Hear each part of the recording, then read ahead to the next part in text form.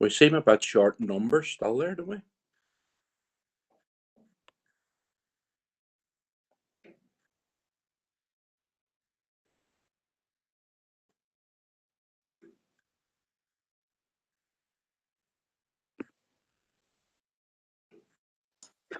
Darren, I count 7 at the minute.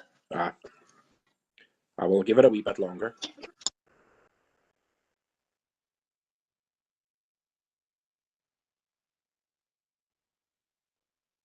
Was there any apologies or anything? Or? I think we're just a minute away, Darren, from starting. Mm-hmm.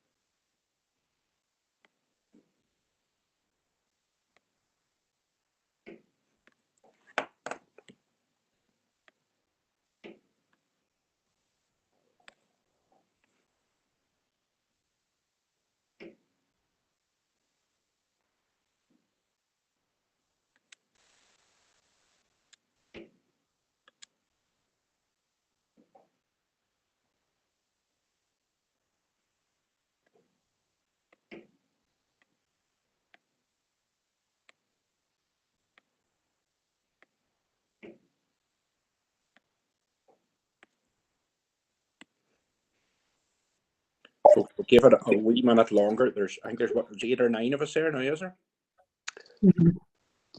How do you manage to get a wee minute? Is that Ulster Scots or what is that there? It's just a wee one, not a long one. A wee minute. It's usually a wee bit longer than an actual minute too. There you are. There you are. That clarified it there now, Chair. You hear that? You need to spend a bit more time about Donamana, Morris.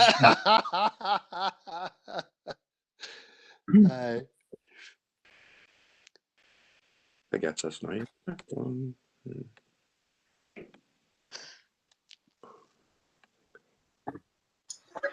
Darren, I think you have all members bar 3, and then you have a couple of non-members attending as well. Right, well, we'll go ahead now then.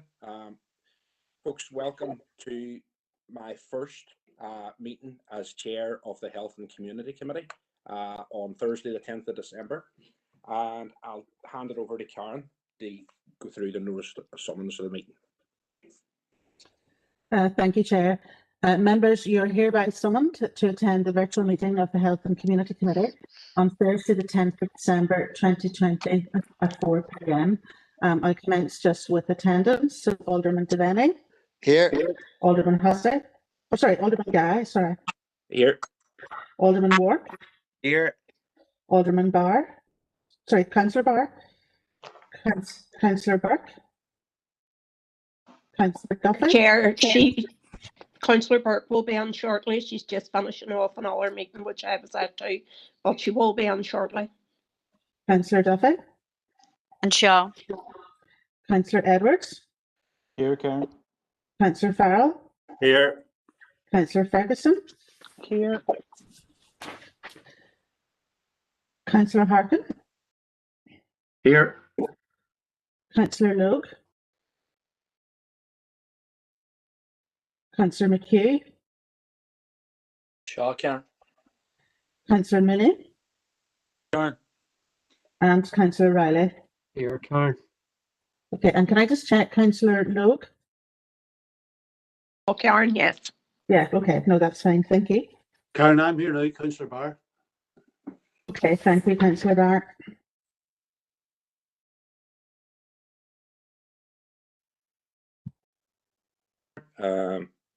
If you want to do the statement for remote meetings as well there, please.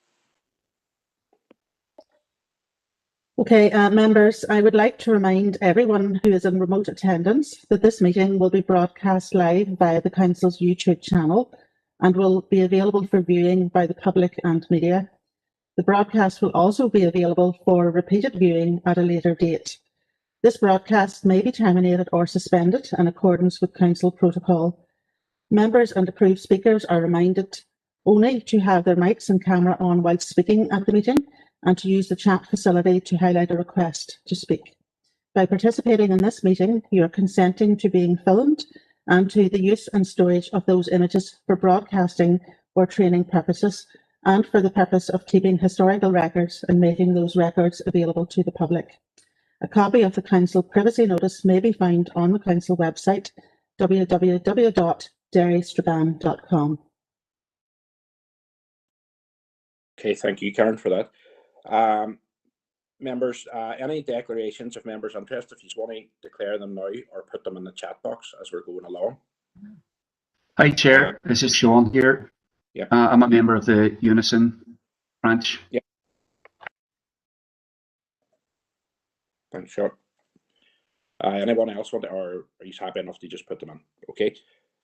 Listen, folks, when we do get round the after the deputation by Joe, if everyone just as normal goes through the chat box, I'm not going to reply in the chat box today because my eyes are a bit on the wonky side, but I will write them down here in order and keep an order of these all. So getting ahead with things now. There was a council motion passed on 24th of September 2020 to support demands asking for immediate pay increase for healthcare workers and to invite a local representative of health and social care trade unions to speak in the matter. In response to the motion, today we are joined in committee by Mr. Joe McCusker of Unison. So welcome, Joe, to the Health and Communities Committee, and the floor is yours. So if you would like to take it away there. Yes, thank you, Chair, and thank you, Committee, for inviting Unison along today to speak on the pay award, and also to say I welcome the Council passing the motion for the pay award for healthcare workers. I won't linger on too much, but we all know that over the past number of months, several months, the workers in the health service have went above and beyond to make sure that our population has been kept safe and looked after while having COVID.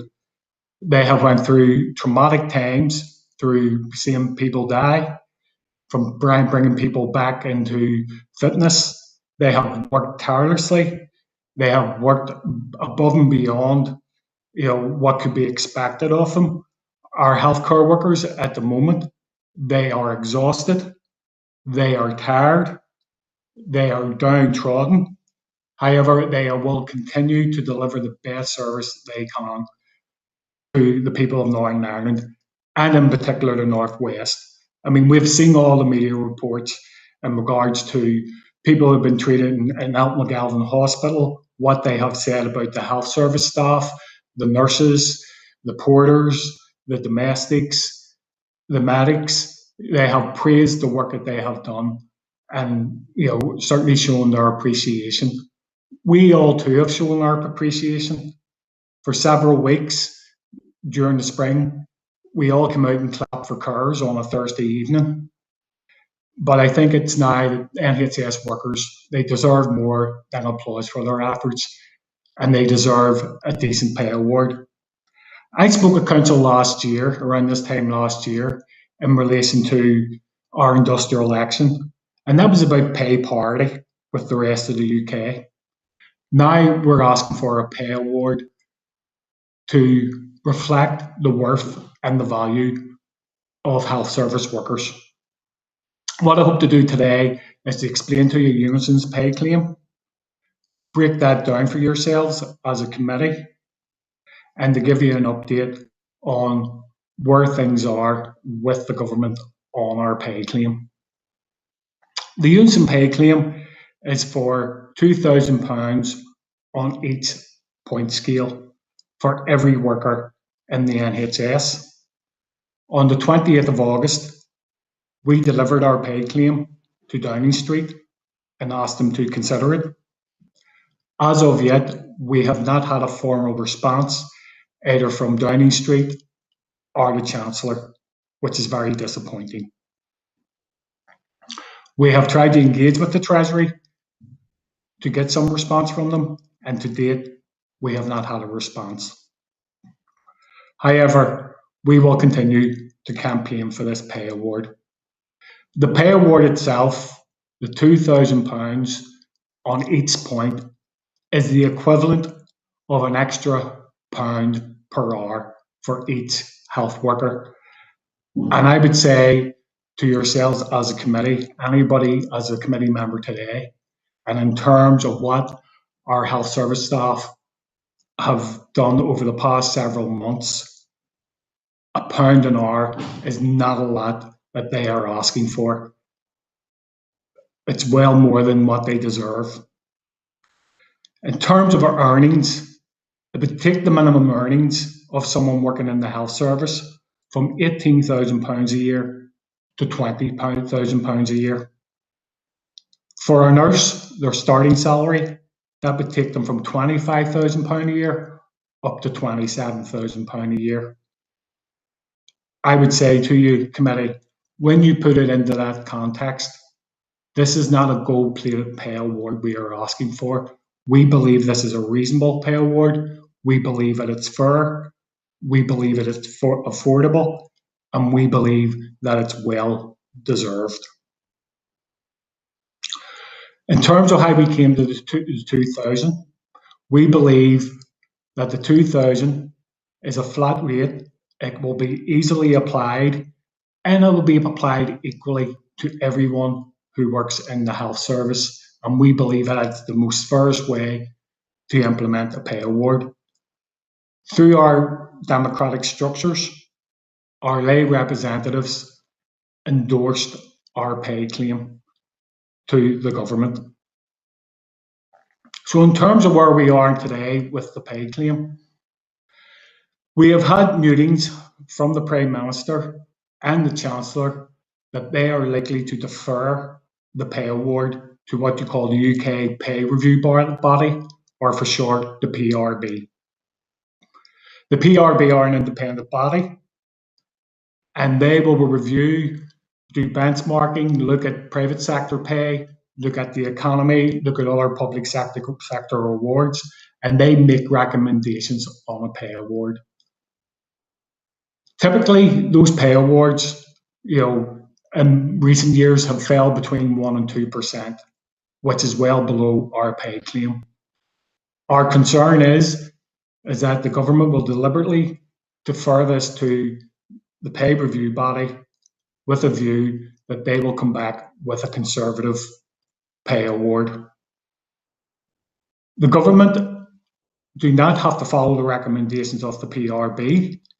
Indeed, during the years of Osborne and Cameron in the Tory government, when the pay review body had recommended pay awards for public sector staff, the Tory government ignored the recommendations and implemented a pay freeze. So it will seem incredulous that now the Tory government are deferring to the PRB in the hope, we believe, that the PRB will recommend a lower pay award. Unison have engaged with the PRB, and we will be putting our pay claim to the pay review body, seeking the £2,000 for each worker in the health service. Locally, in terms of Northern Ireland, to date, the Department of Health have not submitted a pay claim to the PRB, and we have no indication if or when they will do so. Our concerns around the pay award may well be that the British government will allocate the money for any sort of pay award under the Barnett formula, which will have an impact upon the budget for Northern Ireland, which there may for cause difficulties. We have asked the government that Barnett consequential should be taken in.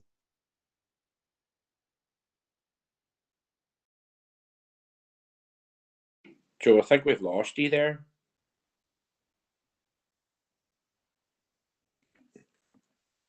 Can you hear us, Joe? Yeah, just come up that I was muted and just went off camera.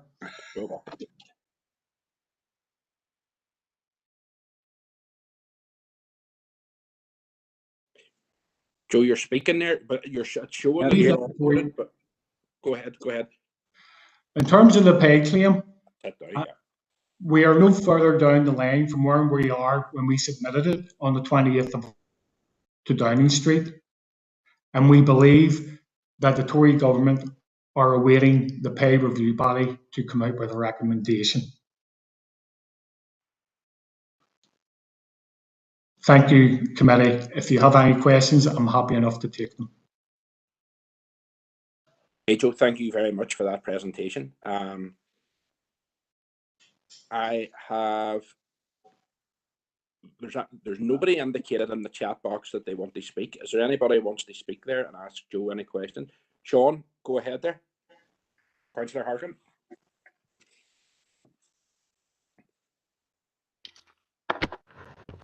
Thank you, Chair, for letting me in. And first of all, I want to thank Joe and Unison for joining the meeting today, and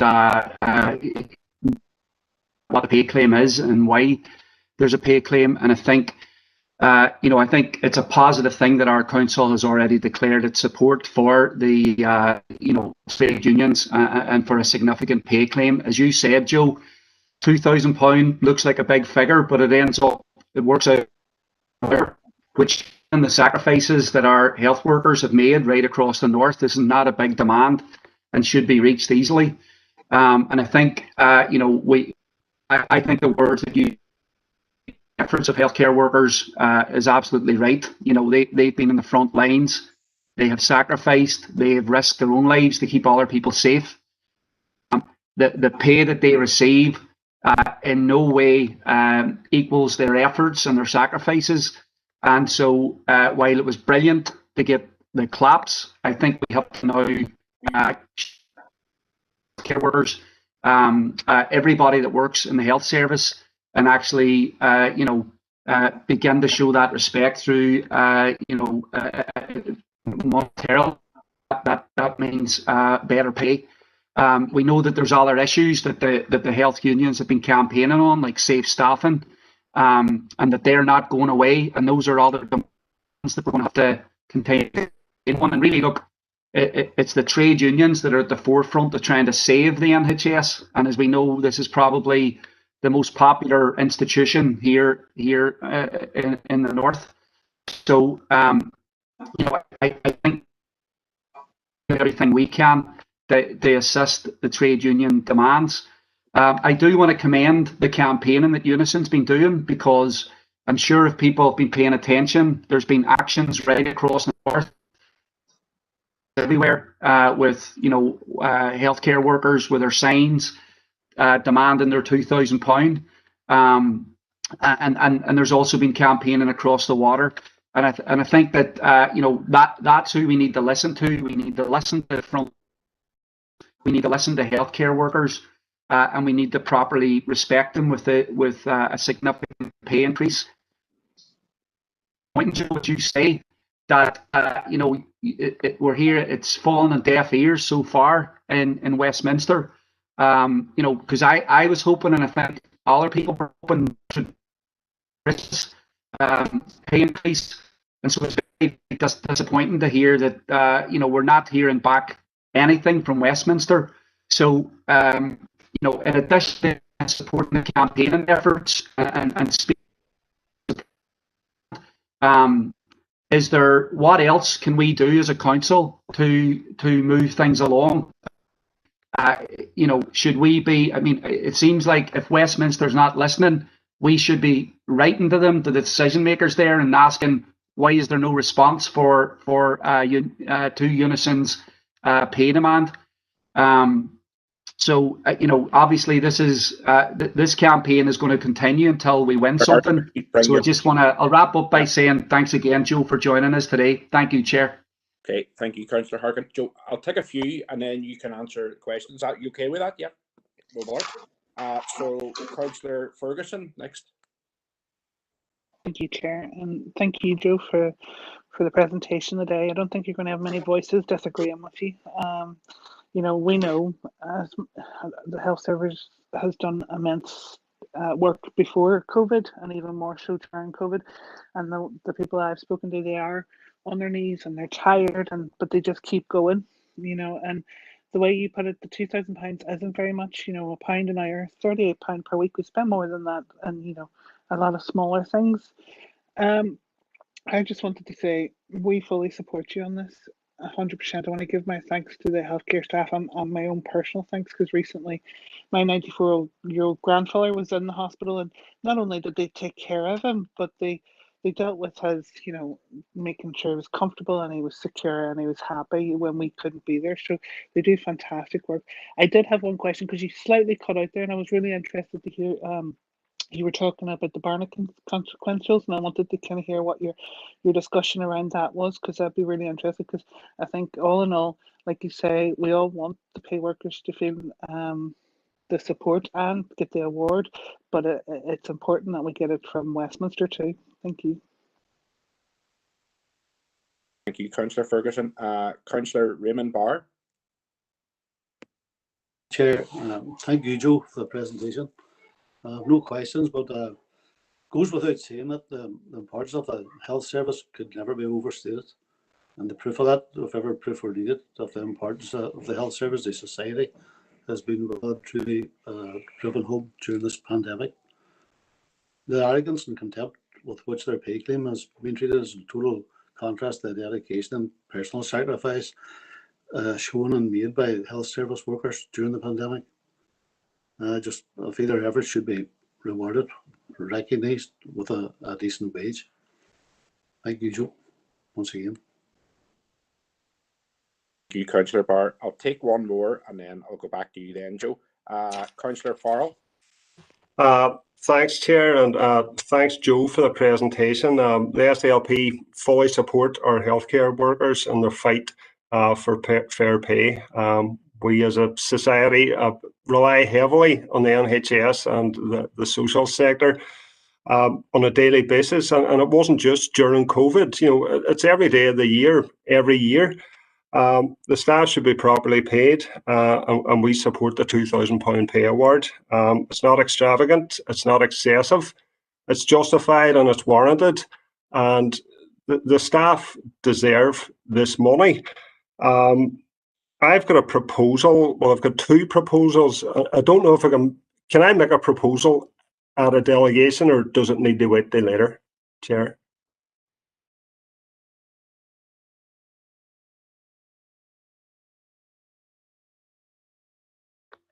Can't hear you, Darren.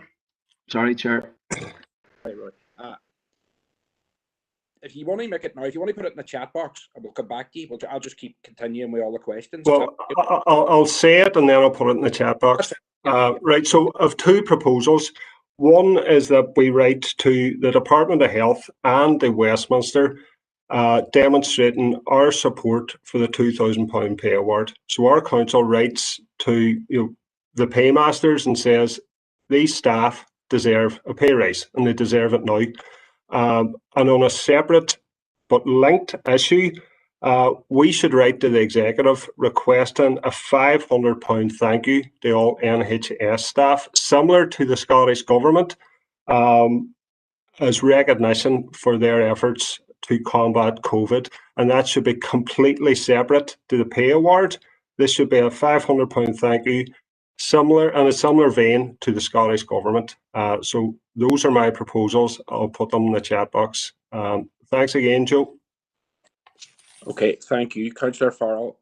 Just should we put them in the chat box and we'll come back to them. That £500 one was a question I was going to put as well, but you beat me to it there. Joe, want to come back there and answer any of them questions there?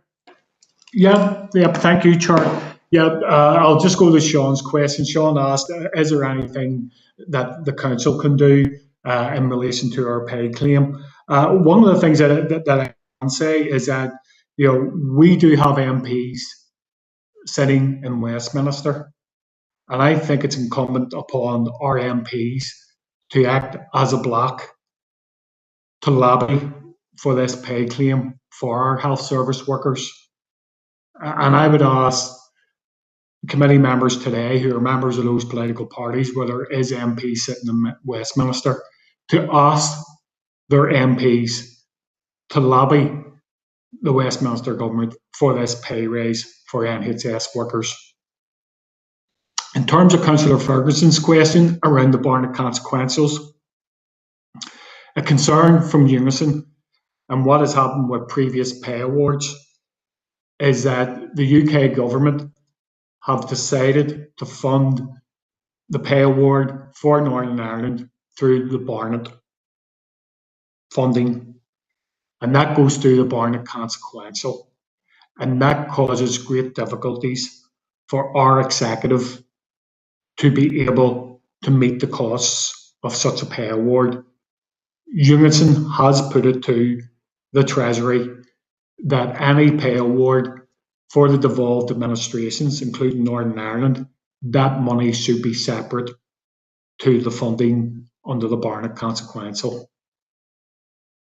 In terms of Councillor Farrell, I welcome the proposal for the Council to write to the Department of Health and Westminster, and also asking for the £500 pay award separate from our pay claim. I trust that answers any questions. If anybody requires any clarification, I'll certainly provide that. Okay, Joe, thank you. Just go back to Councillor Farrell there. We only allowed one on the floor at one time, so if you can hold off on that second one for the time being. And I'll go to Alderman Hussey next. Thank you, Chair. I'm not a member of the committee. Very well. So, I'll declare an interest at this stage, having family members past and present working in the NHS, right through from folk working in kitchens right through to consultancy level. So from a family and personal perspective, great admiration for and support for the health service. I suppose my main issue would be similar to Councillor Ferguson's, and it's the issue of what you're suggesting. Are we looking at a potential breaking of parity with UK pay levels? Because I'm aware, and you'll be aware yourself, Joe, that at the beginning of the year, Robin Swan, the Ulster Unionist Minister at the time, brought parity back into the playing field and achieved that parity, despite the fact, as you know yourself, pre this pandemic, the health service wasn't there through previous health not having properly funded the health service in Northern Ireland. So certainly there needs to be an emphasis on what's happening within our national government at Westminster as to the distribution or the awarding of pay to health service workers and that continued parity. You're right in highlighting the Barnett formula issue. Obviously, the Barnett formula comes to Northern Ireland as a block sum, and nothing is ring fenced within that. And I think perhaps, rather than a separate payment, one thing that could be looked at is the ring fencing of health pay within the Barnett formula, as opposed to a separate payment. So keeping within the overall national payment. One of the problems with the Barnett formula, of course, is when the block money comes to us, it's allocated for environment and this and that and the other, and it's up to our ministers then to decide. I think that taken out of their hands and simply said, this money is coming from the United Kingdom government, pay for our health service, pay for our health service workers. It has to be kept that way. Thanks very much, Joe. And I can assure you, and I'm sure the chair will agree, that from a party perspective, although we don't have MPs, we will certainly be making contact with our members in the House of Lords. Thank you. Alderman Devaney. Thank you, Chair, for allowing me in. And first of all, congratulations on your new position and wish you well in the time ahead. Just on behalf of the DEP, I just want to welcome Joe for his presentation here, a very detailed presentation, and the DEP have no problem in supporting a pay raise for our health staff and all frontline and essential workers. Joe, the previous speaker stole my thunder there. How do we sit down with pay parity? That's what happens. But I await your answer on that. And I just want to put on record the DEP's thanks to the health staff, all the health staff and all frontline workers during the pandemic since it has started. They have went above and beyond the call of duty. And I have to say, there is still more work to be done yet. We're not out of the woods yet, although we have a vaccine coming. But, they have done really, really sterling work here. And I do agree that they should get their pay raise. And, and I have raised this on numerous occasions. When we look at the pay that agency staff get within our health service, this is a small proportion here to be paid to those who have done a really, really good job. But thanks, Joe. We support it. Thank you, Councillor Devaney. Just in relation to the pay parity point, what I would say is that if there is not ring-fenced money set aside from the Treasury and Westminster for a pay award for Northern Ireland for healthcare workers, we do run the risk of not achieving pay parity with the rest of the UK. Now, I'm sure we all don't want to get back to this time last year, when we had healthcare workers outside hospitals picketing for their right to pay parity. So yes, while I can't say that will happen, it does present a risk.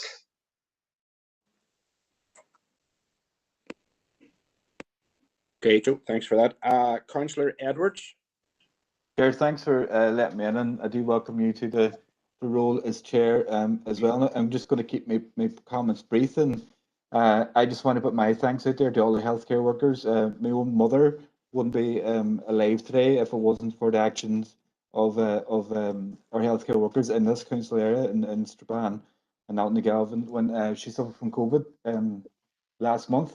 So support everything that's been said so far, and support my colleague Rory Farr's proposal there to make sure that healthcare staff are given an increase of £2,000, and also they're given the £500 payment that Scotland get to our health workers. They're absolutely invaluable to us all. Thank you, Chair.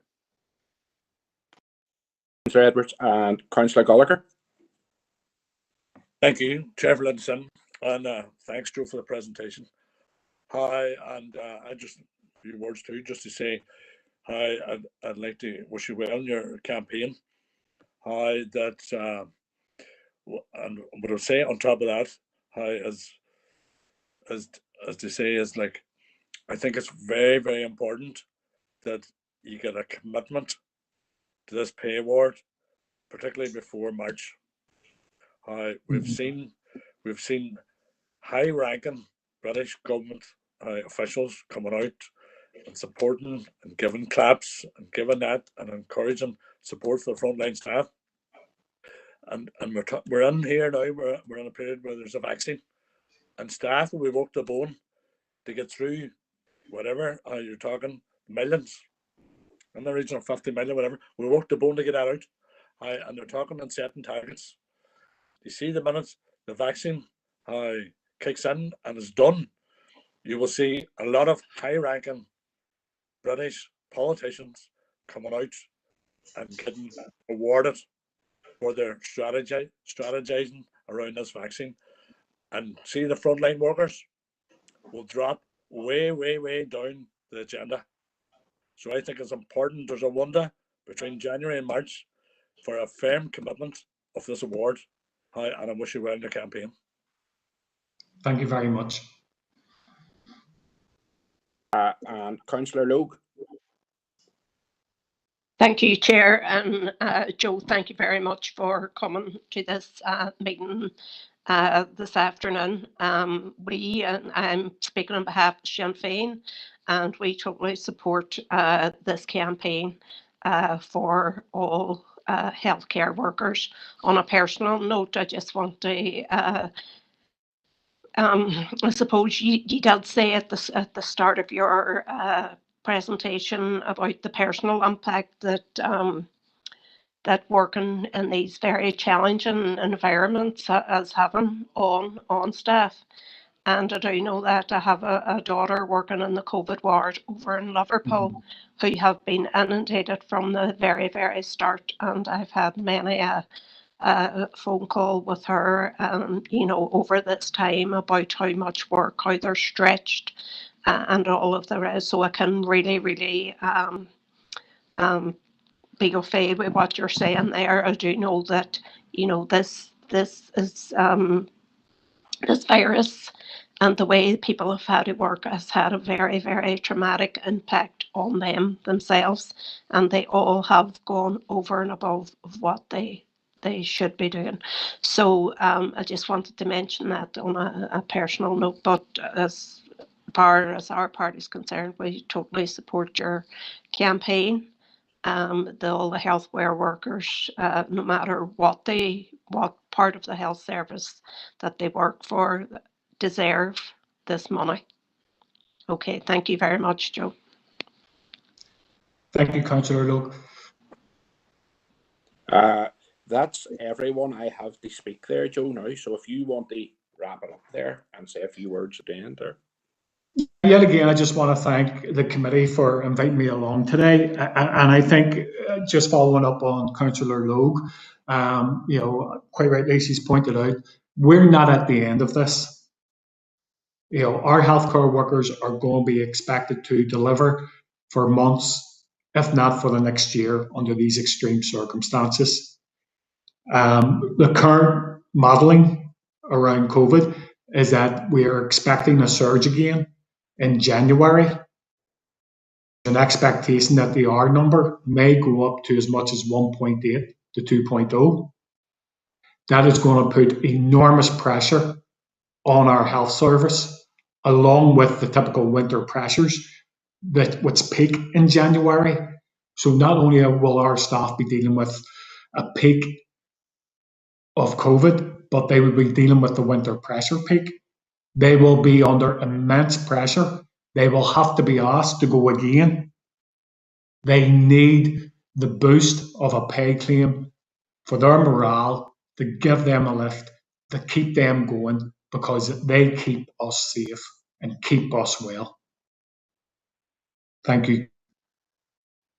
Thank you, Joe. Thank you for the presentation, and I wish you all the best and attempted to get that pay rise for all our healthcare workers who really, really do deserve it. Thank you very much for the presentation. Thank you. Thank you.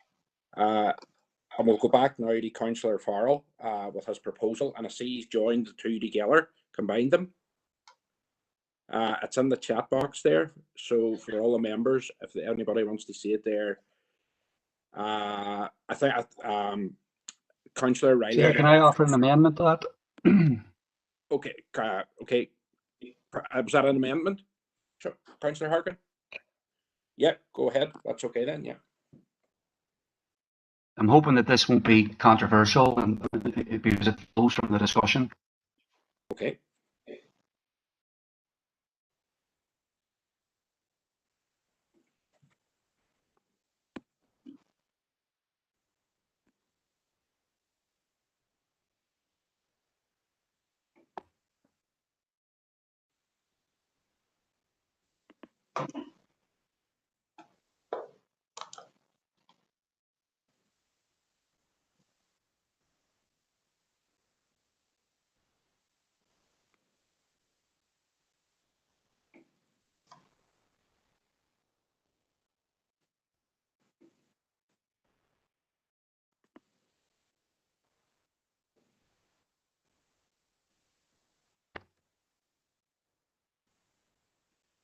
Councillor Harkin, is that basically adding on to what Councillor Farrell has said there?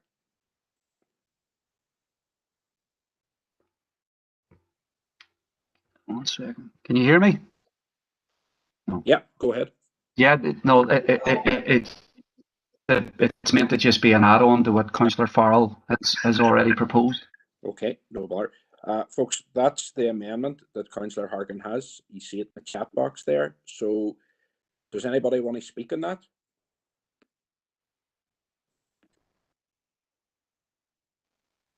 No, so we'll put it to the vote then.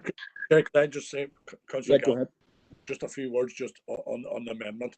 Hi, and I think Joe's still on there. I think it's very important for this committee, and people are on here saying they support, but it's putting an action into that support, and particularly the amendment is saying we're going to demand this pay raise, and see if you don't get it, we're going to be coming back. This council, as a corporate body, is going to be coming back and demanding it, and is going to support the workers if they take industrial action. So it's very important that for morale, that Joe goes back and tells the staff, it's just not tokenism, it's just not saying, aye, we support you, and we're not giving a clap. There's going to be firm action if we don't get this. Thank you, Chair. Thank you, Councillor Gallagher. Are you seconded Councillor Harkin's change there to the motion? On this committee. Sorry. I would try my best and second it if you're allowed. Chair, I'll second that. Councillor Okay, Barr. Councillor Barr. Yep, no problem. And Councillor Ferguson, you want to come in there?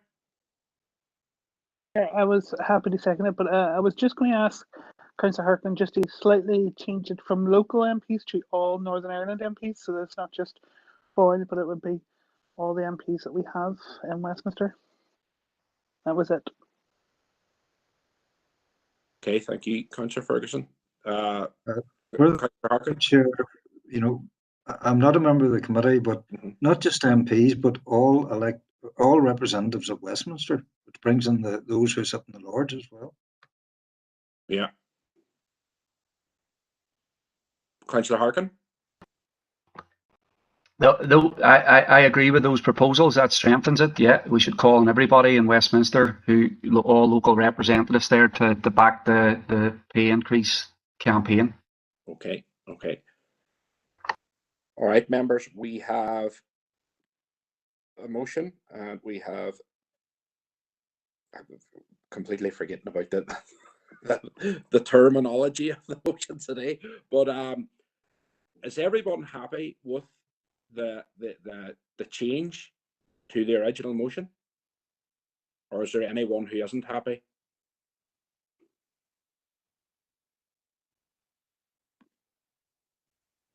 I'll take that as unanimous then. Chair, just on the wording, Yeah. Unfortunately, the Lords are not elected. Yeah, but if we put in there council or right to all MPs,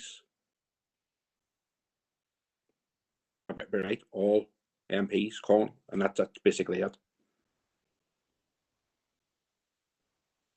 Am I right in saying that, Councillor Harkin? Full support there anyway. So the motion passes. The substantive motion passes. Am I right? Yes.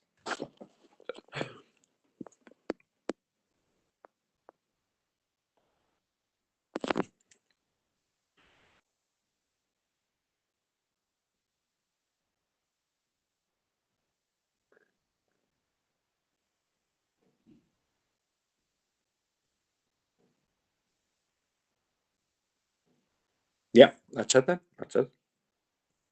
Everyone happy with it? You happy with the change in that, Councillor Harkin? Yeah. That seems fine to me. Yeah. Okay. And everyone was unanimous on that anyway. So On the committee, but the word representatives has been removed.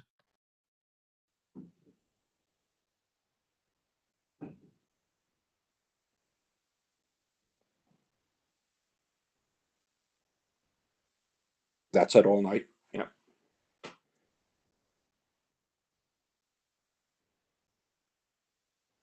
Okay, that's it. That's it, everyone. So the motion passed. Rory, would you like to come back in and speak on that, or are you all right? Or Sean?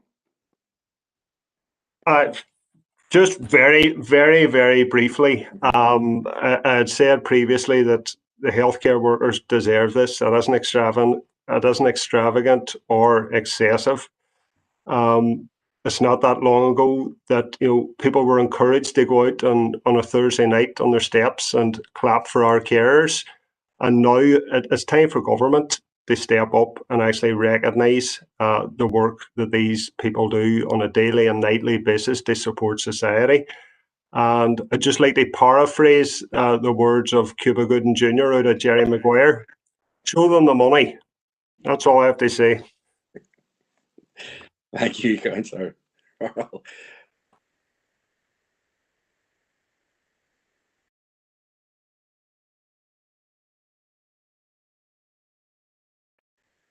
Okay there, or you'd like to say anything? Thanks, Chair. Yeah, look, I'm glad Joe was able to join us today for that presentation, and it's very encouraging to hear the support from everyone here in the chamber. And I want to second what Councillor Gallagher said, because the clock's on this paper man, because there's a lot of him and hawing going on back there, and I think healthcare workers that I'm talking to are already saying that they would not want to have to take action, but that they will to win this pay claim, because everybody's telling them that they're heroes. They have a demand. I mean, they deserve a £4,000, not £2,000. So I think that message that we will back, that our council will back the health workers if they're forced to take strike action, is very, very important. So I'm hoping that this message will be sent out loud and clear. Thank you, Chair. Mr. Harkin, thank you for that. So we'll move on to Chairperson's business. And I'd like to bring up a few things just. First of all, the good news that the Community Ministers has announced further £6.5 million to support the most vulnerable over the Christmas period. Councils will be allocated £2.5 million, £1 million to charities, and £3 million towards Warm, Well and Connected programme. Those most impacted by the COVID pandemic will benefit from this also, and I believe that no one should be without at this time of year. This funding will help councils, volunteers and charities provide assistance to those in most need. I'd also like to bring up the second point would be I would like to condemn the recent and reckless actions of those who fired shots at a house in the Waterside area on Tuesday night. Thankfully, the occupant was not at home and there were no injuries to neighbouring residents. Such acts of violence are not wanted anywhere in our society, and I would call on those responsible to move away from this violence, which only creates fear in our local communities. And just one other thing too, obviously this is my first meeting as Chair of Health and Communities, and it's actually the last of the year for the members and officers. So I'd like to thank all members for their input and officers for their continued work and effort to support us as councillors throughout the year. A year in which health has taken priority over everything and community help has been to the fore. So thanks to all our healthcare workers, community workers, volunteers, who've really stepped up the mark this year, and I wish the members and officers a peaceful and safe Christmas and Happy New Year. And we'll get on with the rest of the business. Now I have an indicated speaker, Alderman Wark wanted to come in on Chairperson's business. Yes, thank you, Chair, and thanks for reading my email. It's just more or less any clarity here today. The issue's more or less arising. It's around the council football pitches here and mugga pitches, and hopefully, Karen, you sort of give us in the right way here. We see AFAs obviously opened up for the rest of Northern Ireland, the league's continuing here, but the problem arises in this district where local teams here can't play the matches. Now, this weekend, obviously, these matches are starting, but a lot of these teams are actually going to away matches where they're allowed to play in different council areas where our council remains closed, and even for the training and stuff like that on the mugga pitches. But I think, Chair, what I'm looking here for a bit of clarity is on that, and also I'd like to also condemn the shooting incident which happened on the water side as well on that, Chair. But I really appreciate you letting me on. Thank you. Okay, thank you. Karen, do you or Barry want to take that question from? I can come in, Chair, if you wish. Karen, are you happy for me to answer? Yeah. Yes, Barry, and just to point out, members, I think there's been some clarification today in statements about what is permissible and not, because we've been in this meeting. I haven't had an opportunity to pick it up. So if there's anything further to advise when we review that, we'll let you know. So, through yourself, Chair, and in response to Alderman Wark's queries, members, we just received clarity actually today. Late yesterday evening, the AFA submitted a statement, but we received clarity today from the Executive Office, and we've asked for this clarity since last Thursday or Friday, particularly around outdoor sport. So, and in reference to Alderman Wark's query, there were a number of soccer leagues in particular who arranged fixtures probably prematurely in advance of a full statement from the Executive. We have met as a team today, and we can house competitive fixtures from the weekend for the next 2 weekends. I know a number of leagues have put games on, so we will be able to facilitate that. But just to inform all members that there may be some pitches that are unplayable just due to the recent weather we've had. We've had heavy frost and then quite a lot of rain. So the guys have been on this afternoon to our grounds maintenance team to see what work needs done at our pitches and what pitches are playable. So based on the clarity we received only today from the Executive Office, we will be able to get a number of fixtures over both weekends, but we do feel that the leagues were premature without the guidance in place of actually putting fixtures in place. Thank you, Chair. Thank you for that, Barry. Councillor Edwards. Chair, thanks for letting me in as well. And just to echo the condemnation of the shooting in Derry, I also want to condemn the shooting that happened in Ahiarn on Tuesday night, which has really startled the local community up there, Chair. Thanks very much. Okay, thank you, Councillor Edwards. Alderman Hussey. Thank you for allowing me in, Chair, again, not member of the committee. Two issues that have arisen during Chair's business. Totally support Councillor Edwards. There is concern in the Corgray-Ahiarn area. Police are investigating that, and I don't want to add anything else to that other than that I trust all will assist PSNI in their investigations into the reported shooting in that area. On the subject of pitches, and this is specific, coming up shortly will be the Northwest Cup final, and I declare an interest. My own club, Derry, have already qualified for that final. The other two clubs are Institute and Limavady. The final can only take place at a ground where spectators are allowed in, and one of the potential grounds would be the Brandywell. Can Barry clarify what is the situation with regard to the possibility of the Brandywell being used for that Northwest final? And I would refer to other senior grounds that are used throughout Northern Ireland, which are council owned. I suppose one of the, Coleraine, that would be on the cusp of that. Ballymena, definitely on the cusp of that. So if the Brandywell were required for the playing of the Northwest Senior Cup final, would it be available, and would spectators be able to access the ground on the day? Thank you. Okay, thank you, Alderman Hussey.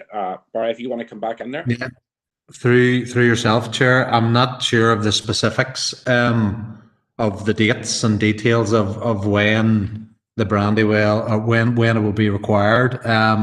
Obviously, the Brandywell is closed at the minute, and members will be aware that we have quite a few members of our staff on furlough, and quite a few members of staff that we were requesting to take annual leave, and we're normally closed for our Christmas period as well around our leisure and sports facilities. So I don't know the specifics around it, when we certainly haven't been approached when they would need it, but consideration would have to be the dates and could we open, and also any of our block bookers if the facility is reopened, and how they would be facilitated, because obviously we had a block booking call, but we would work with whatever leagues and clubs that we can in terms of facilitating if there are no other venues available. But at this current time the facility's shut, and while we will be looking at the Greyhound operation around trials the week before Christmas, there's certainly no plans to be opening up unless there's something exceptional that actually happens. But look, we will try and facilitate whatever leagues if there's nowhere else to go. With regard to spectators, there has been updated guidance, as Karen has said this afternoon, around sporting events, but again, we would have to carry out a risk assessment and look at the specifics around particular games and particular leagues, and that's not something that we have done just yet.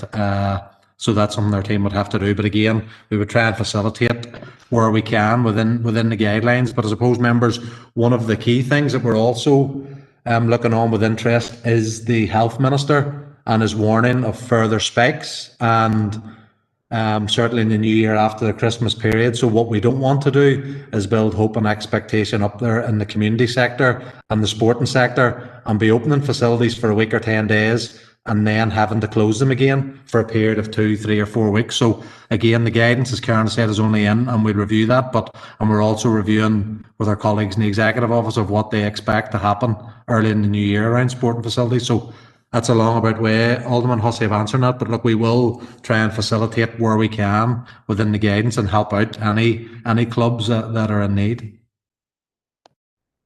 Barry, for that. Alderman Devaney. Thank you, Chair, for allowing me in, and Karen and Barry for that update. And I'm just wondering, Barry or Karen, how does this affect our 3G pitches and our 4G pitches?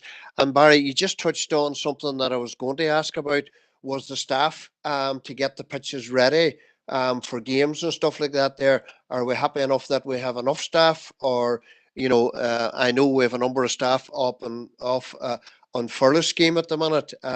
Just what are we update on that? Yeah, through yourself, Chair. And the staff that I particularly referred to, Alderman Devaney, was the grounds maintenance staff, and obviously the pitches haven't been used in a while due to circuit breakers and lockdown, and there's been a bit of bad weather recently as well. So we've been on to the grounds maintenance team getting whatever pitches ready for whatever league games we can over the next 2 weekends. So look, we don't anticipate that that's an issue with regards to the environment section, but yes, you're correct. We have a large number of our staff within leisure and sport on furlough, and we will be receiving, no doubt, queries around the opening of certain 3G pitches for training. But we do know that a number of leagues, both at youth level and at senior level outside of competitive fixtures, have said they will not be restarting to early January, and they've said they're going to show leadership around this, and they do understand why other leagues have to get certain games played and fixtures fulfilled. But there will be a number of clubs and leagues that won't be starting up again to January. So again, Alderman Devaney, a bit like the question from Alderman Hussey, if there are bookers that come into us and are asking can they get in and get access to 3G facilities next week, we have to unfurlough staff. We have to give 5 days notice for that, and then we'll be closing for the Christmas period as we do anyway. So again, we don't want to be opening up every facility for 2 bookings next week, unfurloughing staff, and then putting the staff going off and leave again. So that's something the team and I have discussed this afternoon, and we're having a further meeting tomorrow. But we will hope to be able to facilitate some clubs that do want to train next week, with the proviso that the following week will be shutting for the Christmas period again. Thank you, Barry, for that there. Alderman Mark, is it on this matter? Or? Oh, no, it's just raised there, and no, I appreciate everything Barry and Karen was saying there. It helps a lot. Thank you. Okay. Thank you, Chair. All our indicated speakers, so we'll move on to matters arising from open minutes of health and community. Is there anyone would like to bring up anything? Chair, can I come in? Go ahead, Councillor Hargan. It's HC 194/90. A right to the executive with our concerns about the hospitality workers. I'm wondering, did we get, or if there's an update on. Karen, would you like to come in there, or? Chair, just to advise that we haven't had sight of a response at this moment, but we'll follow up on that.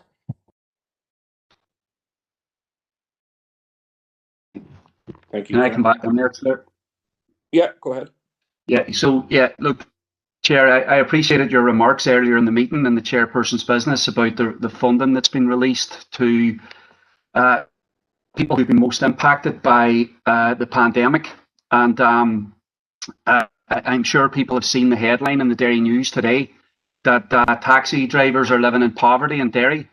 And I was shocked and dismayed at this, and I'm sure everybody else is. So, right to the department, the department ministers for the Department of Infrastructure, concerns about taxi driver poverty, and asking them for a meeting with their department as soon as possible, because this just seems, it's not clear to me that was released is going to in any way help this group of workers. This is a Derry problem. This is a problem based on that Stormont committee meeting for taxi drivers right across the north. And it seems to me there needs to be a bit of urgency in this. So agree to contact the relevant ministers to raise our concerns. Is that a proposal, Councillor Harkin? Well, I would like to put that as a proposal, yeah. Yeah, I'll declare an interest in that, so someone else can second that. So yeah.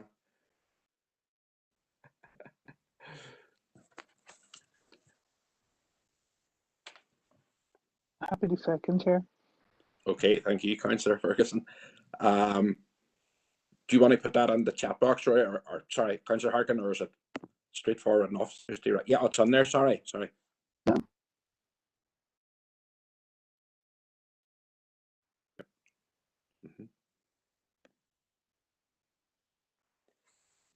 Would anyone like to talk on that, or are we all happy enough? I think it's all unanimous anyway. I'd just like to add my support to that there, Councillor Harkin. I've been continuously writing to the infrastructure minister and the department with the ongoing problems of the £1,500 payout, which a lot of drivers feel that they might not get because of simply taking payment holidays. And I know for a fact how hard they have found it. When people are working 10 and 12-hour shifts for £35 and still have to pay rent and obviously diesel, etc. out of that, it's not a very good situation that a lot of drivers are in, and it's right across the board, and it has to change. And so long as these shutdowns and lockdowns keep on, then it just gets pushed further down the road. Taxi drivers are always the first to sort of see whenever people are hit with spending and so on. And that's very personal with me, so I'll just leave it there. And thanks for bringing that forward, Councillor Harkin. Thank you, Darren. Councillor Farrell. Thanks, Chair. It's regarding item HC 203, which was the testing of the infamous masts at Glengala Road and Strand Road. I'm just asking for an update from Seamus in terms of what was agreed at the last meeting. Have we contacted the schools in question to understand if they've put in a request to Ofcom? And obviously, if they haven't, have we requested ourselves that those masts are tested by Ofcom? Thank you. Yeah, through you, Chair, I suppose the answer to both those questions is yes. We have wrote to all the schools and we're made aware that one of the schools has actually contacted Ofcom to request testing. And in relation to the site on Strand Road, Council has submitted a request for testing there as well. All right. Here's Seamus. Thanks, Chair. Thank you. Thank you, Seamus. Alderman Hussey. Thanks for allowing me in, Chair. Just on 193, the connectivity, I know Council was only last week, and of course, action couldn't be taken until the minutes were endorsed by Council, which they were. Just wondering, is there any feedback from the mobile internet providers on this? I mean, I'm sure every councillor in the chamber is receiving complaints left, right, and centre on the whole issue of connectivity, whether it's mobile or internet. So has the letter gone? I understand the time factor, but has there been any information back from any of the providers?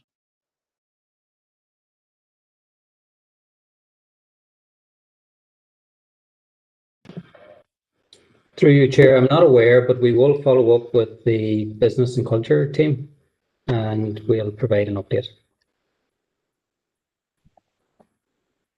Okay, thank you, Seamus. Councillor Duffy. Thank you, Chair, for allowing me in, and I just wanted to comment on Councillor Harkin's proposal there.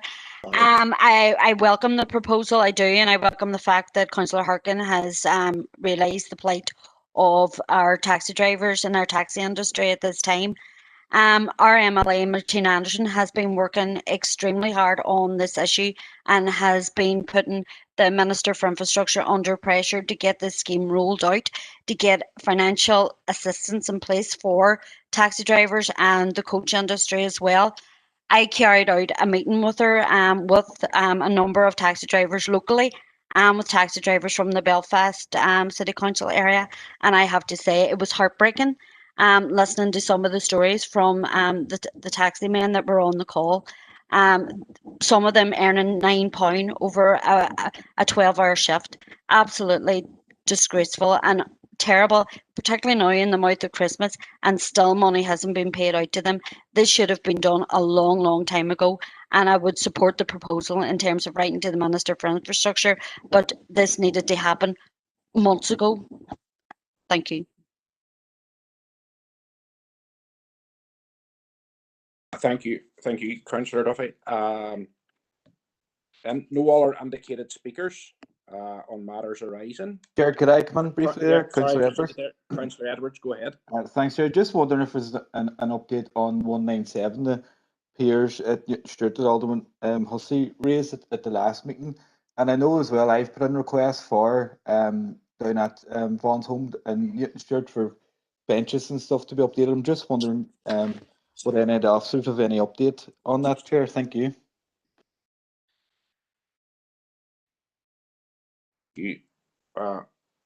Councillor Edwards. Karen, if you'd like to come in there. Yes, Chair. Just to advise that the pier at Newton Stewart is addressed in the report table for consideration later in the meeting with regard to investment in some of our leisure estate. We've had an internal meeting to look at the requirements of the pier alongside our property team. A further site visit was to be undertaken to look at any additional works beyond that, which includes some response in regard to areas of ponding within the footpath and some water ingress, and the wider sort of request for amenities. So that will be collectively taken forward as a proposal subject to the agreement of finances as presented or as will be presented later in this meeting. Thank you, Karen, for that. Councillor Farrell, were you looking in on? I was. I'd just like to respond to Councillor Duffy's comments about the infrastructure minister. She said this should have been done months ago. The reality is Nicola Mallon did not have the power to do this months ago. The First Minister has admitted this in the chamber. And whilst we are being contacted all the time by taxi drivers that are affected by this pandemic, and their plight is real. They do need support, but I think it's completely disingenuous of Councillor Duffy to blame Nicola Mallon for this when she didn't have the power to do it. Once she was given the power, she acted quickly and swiftly to devise a scheme, and I fully support writing to the infrastructure, finance and economy ministers. The Coronavirus Business Support Scheme, which is administered by the Economy Minister, is aimed at people in the supply chains of businesses that are affected by COVID. But taxi drivers can't apply for it, and that's completely ridiculous. So I welcome the letter, but I think Councillor Duffy should reflect in her comments that were completely aimed at Nicola Mallon when she has done a hell of a lot in a very short period of time for taxi drivers. Thank you. Okay, Councillor Farrell, thank you for that there. Can I respond? Yeah, you can, Sandra. Yeah, thank you. Thank you, Councillor Farrell, but I don't feel the need to reflect on anything. Taxi drivers come under Department of Infrastructure. Yes, the Department of Economy could have acted as well. Yes, this should have been done months ago. The Minister now has the powers for quite a number of weeks, and still money hasn't been out and in the pocket of taxi drivers. So I make no apology for that. So it was a number of weeks and now it's a number of months. Make your mind up, Sandra. Thanks. No, this should have been done a number of months ago, but Nicola Mallon has had the powers to do it now for at least 2 months. Okay, I'll just come in on top of that there. Listen, as a taxi driver, and I know a lot of colleagues of mine, they don't care where the help comes from, as long as it comes. So they don't want nobody bickering. They want answers.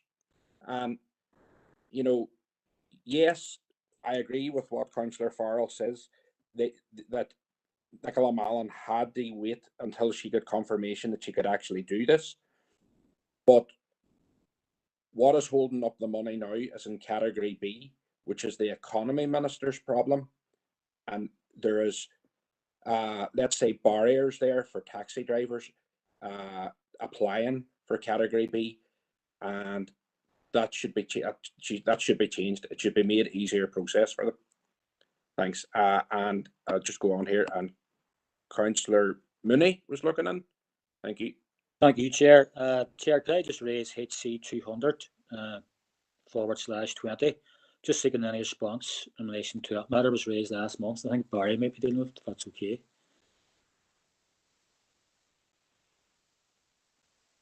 Okay, Barry, do you want to come in there? Through yourself, Chair. Sorry, what is the query in relation to? Oh, sorry, I was just wondering if the letter went off, Barry, and if there was any response. What was the letter in relation to, Councillor Mooney? It was about the active programme.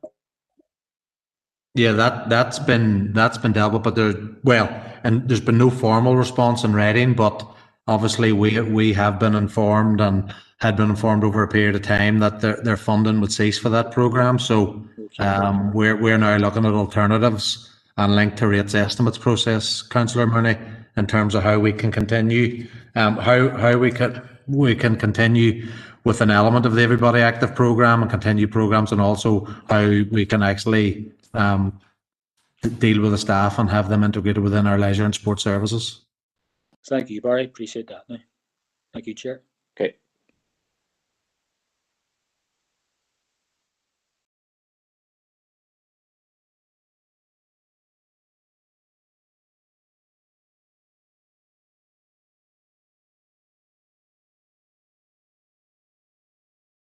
Jay, you're on mute there. We'll move on there now. Seamus, if you're going to take item 8 there, Sunday trading.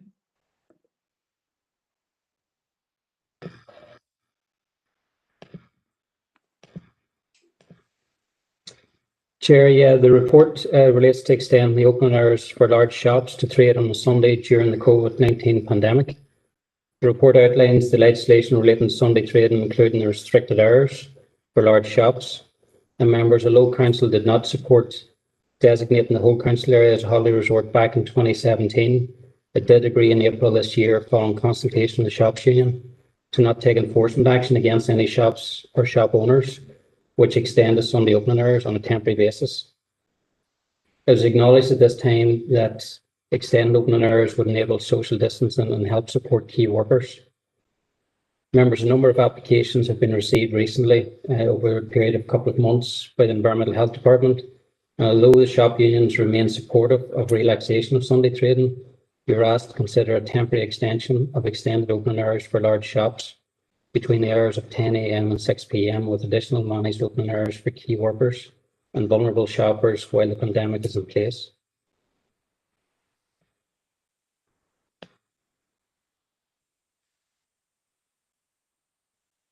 Seamus, we have Councillor Gallagher first. Chair, just it's on a bit of just clarity on the report.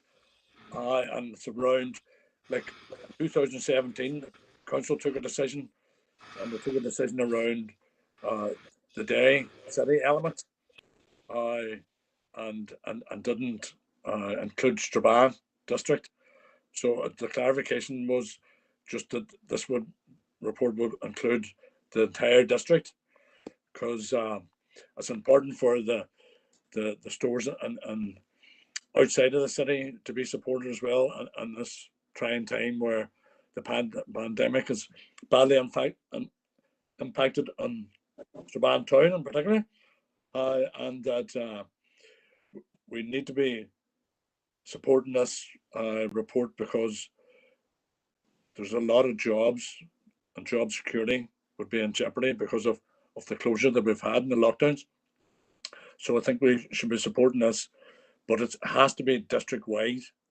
That includes Strabane, and it doesn't mention that and how many, but the clarity was there is a difference, and there has been a difference shown in council decision in previous years. So if that can be included, that it's district-wide, and then obviously we will look at once the pandemic's over, I've come back to normality. Thank you, Chair. You, Councillor Gallagher. Do you want to come in there, Seamus, or anything, or are you okay here? Yeah, Chair, just to clarify, the recommendation does relate to the entire council area, and the requests made to date would cover the entire council area as well. Okay, thank you, Seamus. Councillor McHugh. Chair, thank you, Chair. Happy enough to propose the recommendation, Chair. Can I just seek clarity? If that recommendation is passed at today's committee, do we then have to wait for ratification at full council? Because I know that some businesses are keen that if it's passed, it would be implemented right away. Because if we have to wait for it to be passed at full council, then obviously it's another week it's going to be missed out on and trading at this time of the year. Thank you.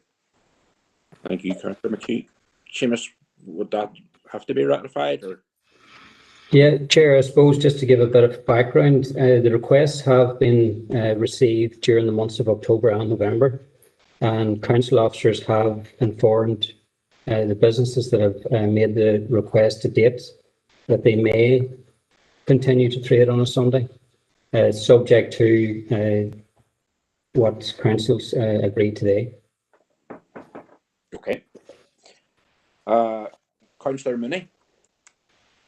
Thank you, Chair. Happy to second that proposal there from Councillor McHugh, and my questions have been basically answered on me. So welcome the report, and also just a sort of comment that it's a sort of pragmatic solution for the moment we're in during the pandemic, and that if we can assist anybody like frontline workers, then That's we should be doing our best to do that. So thank you, Chair, and as again seconded the matter. Thank you. Thank you, Councillor Mooney. Alderman Devaney. Thank you, Chair, for allowing me in, and our party have no problem in supporting the recommendation here, the extension of the hours, you know, to support our key workers and vulnerable shoppers. No problem supporting it. Thanks, Chair. Thank you, Alderman Devaney. I have no other indicated speakers, so we'll move on to item agenda number 9. And Seamus, if you want to take us through that.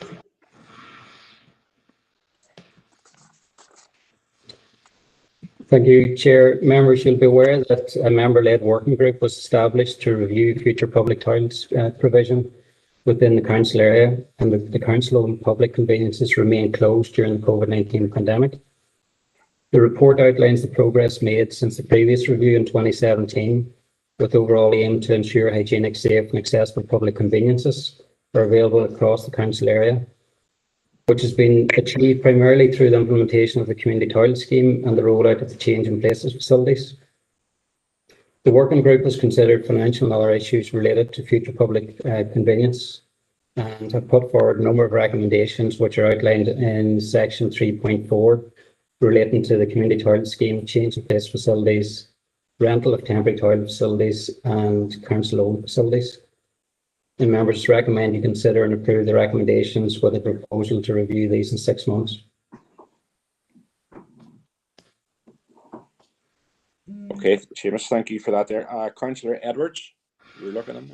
Chair, thanks for letting me in, and thanks, Seamus, for the report. And I had the pleasure of chairing this working group, Chair, but I think in the main that the pandemic shouldn't be used as a sort of like slash and burn exercise in closing our public toilets. Rather, we should use this time to see what can be done in terms of future provision, and that is why we have the community toilet scheme, looking at expanding that out. It's working in Castle Derry at the minute, but we're looking at expanding that out in terms of the change in places facility. I know there's one in Strabane already in the library, and also there's a proposal to put one into the Derry Valley Leisure Centre, which hopefully will be completed soon. In terms of the rental of portable toilets for groups, we thought it was important to continue on with the provision of council providing them where necessary, and there's also, as Seamus mentioned in 3.4, there's also proposals in there around Murlock and Crana, especially Crana, looking at a possible community transfer to local community up there, and also to review these recommendations next year, I think in 6 months' time. So, Chair, I'm happy to support this and to propose the recommendations. Thank you, Chair. Okay, thank you, Councillor Edwards. Councillor McHugh. Thank you, Chair, and like Councillor Edwards, I want to thank Seamus for the work he's done in relation to this matter. It's very much appreciated. Particularly, I want to welcome just the recommendation regarding the community toilet scheme in terms of promoting that scheme, because I think maybe it's something that we have fell short on previously. You know, community needs to be more aware in places where there isn't public conveniences that the community toilet scheme is in operation and what businesses in the vicinity are partaking in. So particularly welcome that, and hopefully we won't have to wait much longer on the facility that's earmarked for Derry Valley Leisure Centre. So thanks again to Seamus, and I'm content to second the recommendation. Thank you, Chair. Thank you, Councillor McHugh. That's noted there, seconded. Alderman Hussey. Thank you, Chair. Although I'm not in this committee, I do sit on the Public Conveniences Working Group, and like others would thank Seamus and the team for the work that they've been doing and will continue to do on this particular issue. I think one of the major points that came through, and Councillor McHugh has rightly referred to it there, was directing people and letting people know that the community toilet scheme is in operation in particular businesses. And you know, I welcome the fact that that is addressed, you know, is in the report to be addressed, that look at a better way of signposting, particularly visitors to an area, as to where toilet facilities are available, and indeed opportunities, if available, to extend the community toilet scheme. There's one that has been brought to my attention that isn't in the report, and I don't maybe expect Seamus to say anything on it now, but I've had a few questions with regard to Claudy, not Claddy, now Claudy, as to the public conveniences there, and perhaps distance that's involved as to where the community toilet scheme operates in Claudy. Now, I don't know the location that well, but I've had the query, so I'm just wondering what the situation is with regard to that. If there's no answer now, that's fair enough, but I can take it sometime in the future. Thank you, Chair. Okay, Alderman Hussey. Seamus, do you want to come in there and answer that? Or? Yeah, Chair, I can confirm that there is a business signed up to the community toilet scheme within Claudy. I just can't name it at the moment, but the details should be on the council website. Okay, thank you for that. Alderman Devaney. Thank you, Chair, for allowing me in, and I welcome the report, Seamus, coming forward here. And it's good that we're looking at toilet provision for the future. And I do know that it's good news that we need to. It's good news that we're going to try and promote, the community toilet scheme, but I think that's a vitally important tool, especially for people shopping, whether it be in Castlederg or London area or Strabane. The only thing that bothers me, Seamus, is a lot of people may travel to these areas and they don't know the organisations or the businesses that have the toilet community scheme. I think there should be something there, maybe a small plaque on the door or something like that there, that at least people know, because people going to visit a town or even a village, for even going for shopping and cut out, they're not going to look up their phone to see who's the local business in the town or village that facilitates the scheme. But I also welcome the discussion and around Portaloos. I think that's a vitally important piece of work for Portaloos. I know they're not immediate need with the pandemic been in here, but previous to that, there are a lot of organisations host events and community groups host events, and I think it's vitally important that we have the ability to provide Portaloos for those groups and community groups and others and events as we move out of the pandemic. But thanks, Seamus. Okay, Seamus, do you want to come in there? Or are you all right? Or no? Chair, I suppose very quickly, in terms of community toilet scheme, we do have the details on the council website, and all the businesses would have a sticker to display on their premises. But we do accept that, and that was one of the recommendations from the working group, we need to look at signage and marketing going forward, and we'll take that into consideration. Okay, thank you. Councillor Logue. Chair, and Seamus, thank you too. I just want to welcome particularly the change in places recommendation. As you know, myself and colleagues have been working on this for quite some time, and it is good to see that there has been a number of change in places within the council district now as well, but going forward that they're incorporated into any council new bills. I think this is our council openly saying that we are inclusive of everybody within the council district, and really just want to welcome that part of the report too as well. Thank you. Okay, thank you, Councillor Logue. So I think that's everybody. So we'll move on to agenda item 10. Brook Park Bowling Green Portakabin, and Barry, if you want to come in there. Thanks, Chair. Members, the purpose of this report is to seek your approval for a proposed upgrade of the Brook Park Bowling Pavilion and to seek your approval permitting officer to investigate long-term plans for the site. Members, you'll be aware this came forward before as a proposal as part of our leisure reinvestment programme, and we have a further update paper later on in today's committee, so I'll touch a bit more around the detail around that. But I suppose, members, what we're seeking in advance of that paper being presented is that we have an interim solution for the bowling club.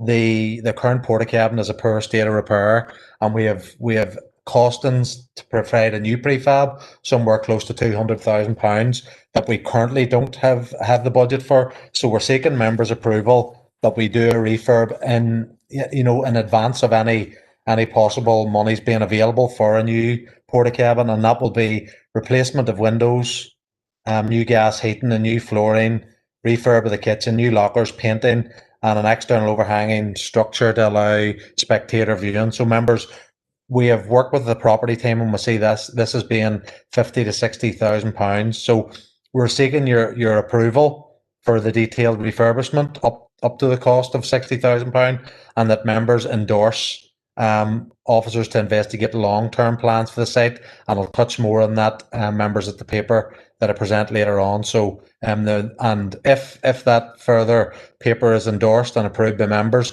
that if we do find additional funds, that the £60,000 currently available for the refurb is channeled towards a brand new pavilion. So that's something we're seeking members' approval later on to approve. And this paper was written in advance of the later paper. Thanks, Chair. Barry, for that there. Councillor Harkin wanted in there. Thank you, Chair, for letting me in, and thanks to council officers for the report. And I know a number of them have been working on this issue now for a number of years. I speak to members of the Bowling Green regularly, and other members in Rosemount and Foyleside and beyond. And as everybody knows, the Bowling Green is an intrinsic part of the community. It's been there for now over almost 100 years. In fact, its anniversary is coming up in a couple of years. The structure's been there for nearly 40 years, and it is in a bad state right now, and it's no longer adequate. And there's been an ongoing campaign and call for a proper upgrade that should probably have really been done as part of the regeneration of Brook Park, but it hasn't done yet, and there's been so a situation right now where the members that I've spoke to and others in the community are not supporting the partial upgrade. They want a council focus on putting in a proper brick-built facility with everything that would be needed for modern parts, so it could be enhanced for use by the members, but by the wider community and other people who've been taking it to the Bowling Green. So they're quite frustrated right now. So accept the officer's recommendation for this, and go back and instead of spending £60,000, and then in order to come up with a plan then to put in place a brick facility in a number of years, that would be a waste of money.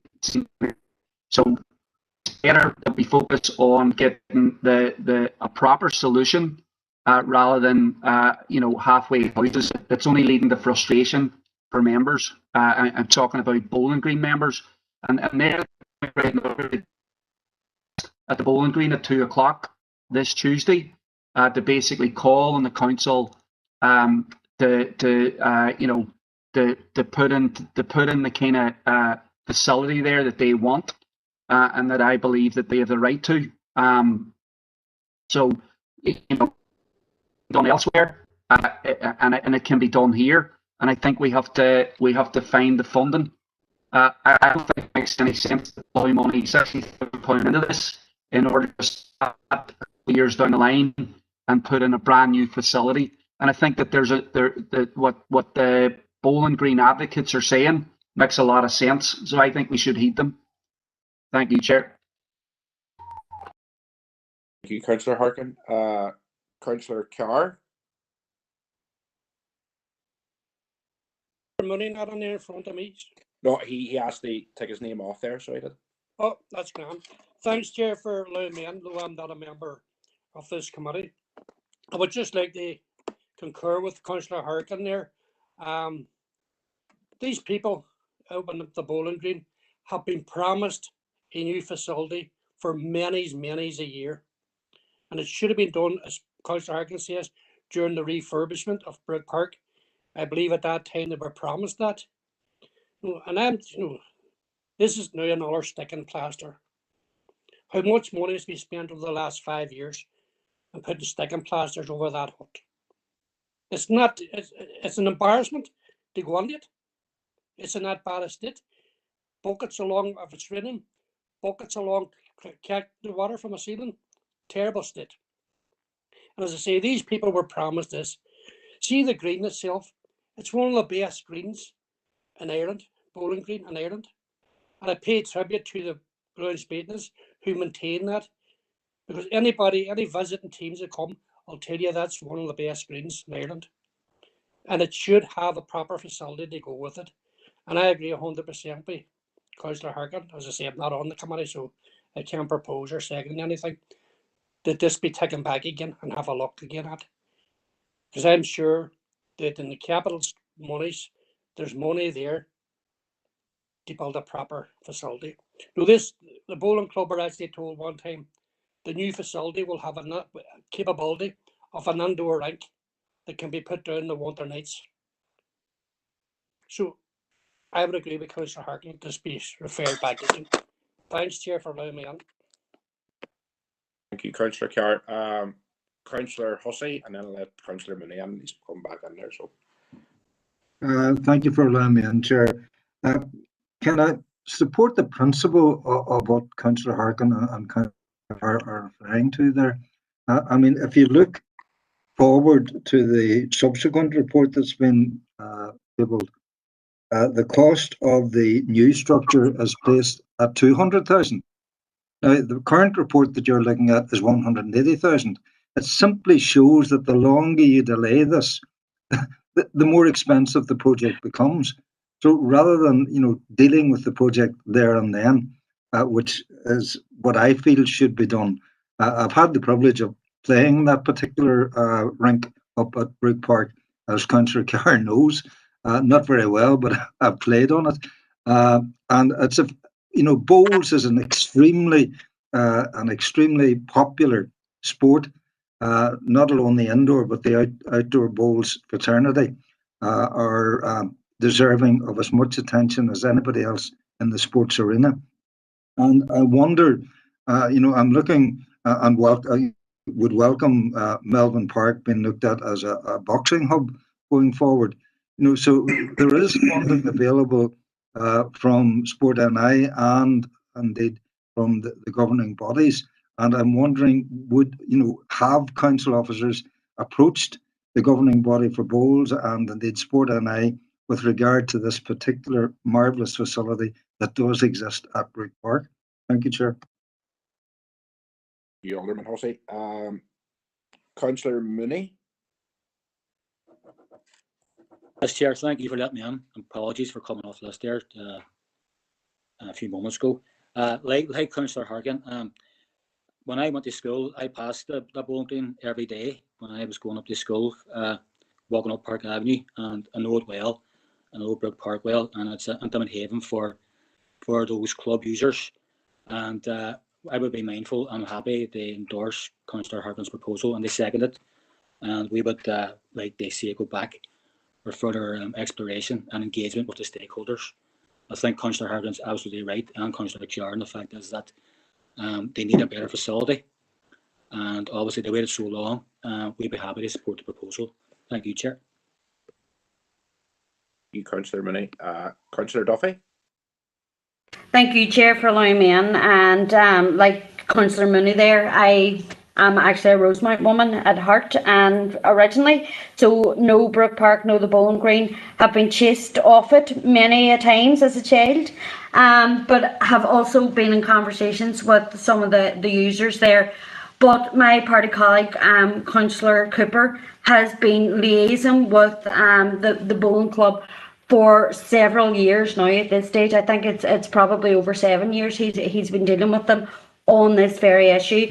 I actually think that Councillor Harkin's proposal is a responsible at this point in terms of trying to move things forward for the club. Yes, absolutely, they need a purpose-built club, but at this stage, this is the funding that we have available.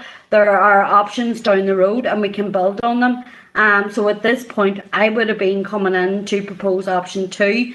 I know the Councillor Cooper has a further meeting with the club on, I believe it's Tuesday of next week. And I just feel that this response from Councillor Harkin is irresponsible in terms of taking forward the clubhouse. Councillor Derry. Councillor Work, sorry, Alderman Work. Yeah, thank you, Chair. Just on it too, we'll be obviously supporting Councillor Hargan's proposal on this one, and totally agree it's the best way forward on this. Thank you, Chair. Alderman Work.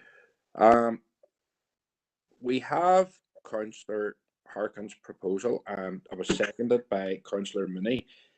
So I think we'll take it to a vote of members.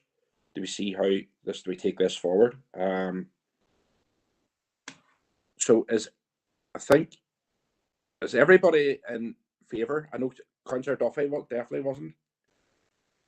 So we'll take it to a vote. All right. Yep. Do you appear in favour, just if it makes it easier?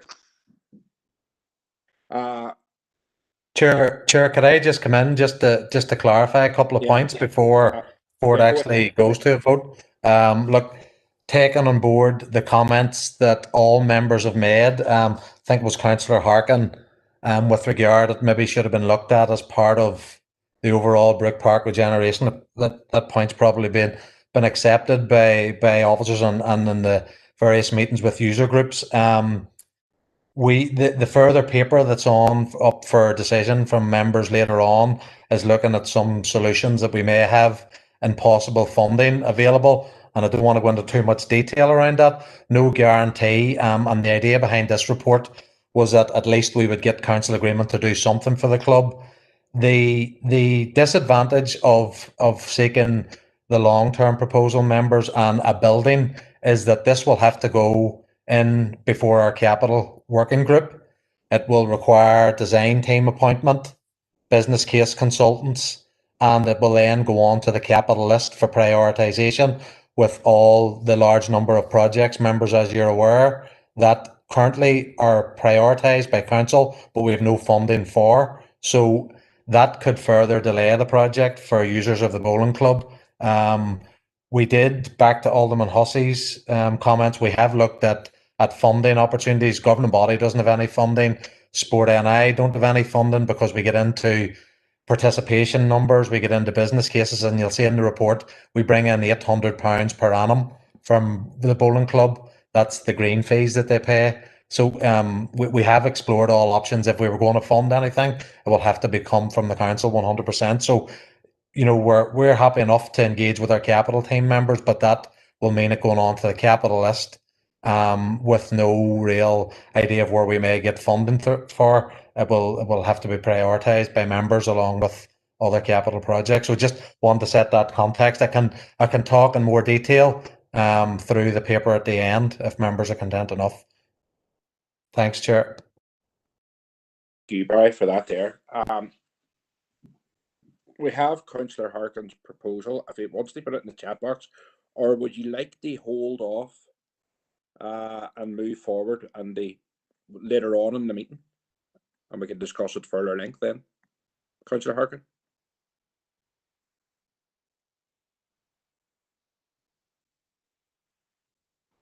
Thank you, Chair, for letting me in. I can't recommend this proposal when there are people in Boyleside DA calling on council not to back it, because they've been waiting for a decade now for this to be sorted out. And there's a threat here that if we reject this right now, there won't be any funding earmarked. And I think that's just an unfortunate way to put it. What we're doing right now, to not agree to option 2 and to take this back for further review and discussion and input from council officers as well as the state. I think it would be unfair to basically tell people it's either this or nothing when there are other options on the table. So I would like to proceed with a vote that the decision that we're taking right now is just to not accept the recommendation that we move forward with option 2. And I think that a number of councils to why that is a sensible way forward right now.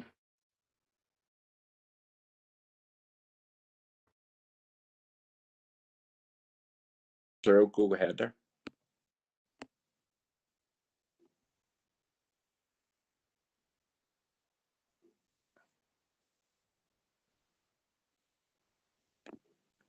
Sorry, Councillor Logue.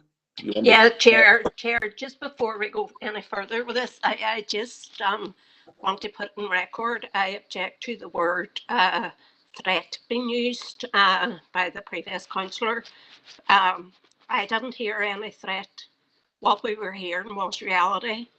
This is where, if this proposal goes ahead, this will delay any further update on this facility, and it will take it on to the capital working group, because what he is proposing, that's where this proposal belongs. And you know, if the member was of this mind so long, this should have been there and raised by him in this group. So I would be saying, you know, certainly we have to face reality when we're taking this vote here. Thank you. Okay, Councillor Oak, thank you for that there. Barry, do you want to say anything else in the matter as of yet? No, you happy enough? No, Chair. Look, we obviously, as the property owners and facility managers, have we do property inspections, and we need to do something sooner rather than later. You know, subject to finance and rules around spend, which I'll cover in the later paper. There may be another option, but if the proposal with regards to a permanent building, then that will have to go forward to our capital team, and there'll have to be a design team appointed, and we, as Councillor Logos highlighted, we bring it in for consideration in front of members, in front of the capital working group, and it'll be added to the capital list as such. So that'll be the procedure. Yeah. Okay, Barry, thank you. Councillor Ferguson. Chair, I'm just clarifying. Councillor Harkin's proposal is to take it back and review the options again to see whether or not that it should be an actual building and go into the capital, but it's not definitively saying that it is going to the capital. It's to go into different realms and look at other funding streams. So I just want to check that, because I know people are saying this is delayed, but for me, what I think Councillor Harkin's trying to say is reject the current proposal and review it and come back again to the committee with another proposal. That was my understanding too. If Councillor Harkin can put it in the chat box there.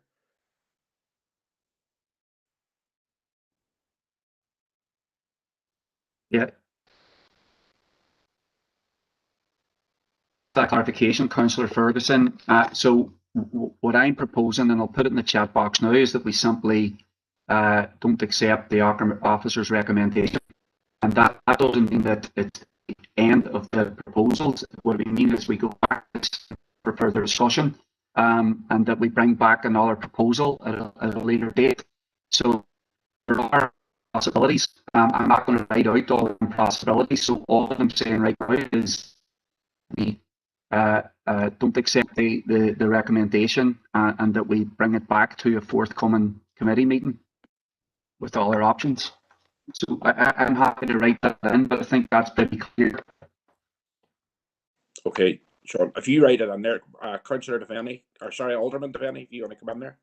Thank you, Chair, for allowing me in. And I've listened to the arguments here, and I've visited this Bowling Green myself in the past, so I have. And as you did say, it's probably one of the best greens in Northern Ireland, or even in the Northwest.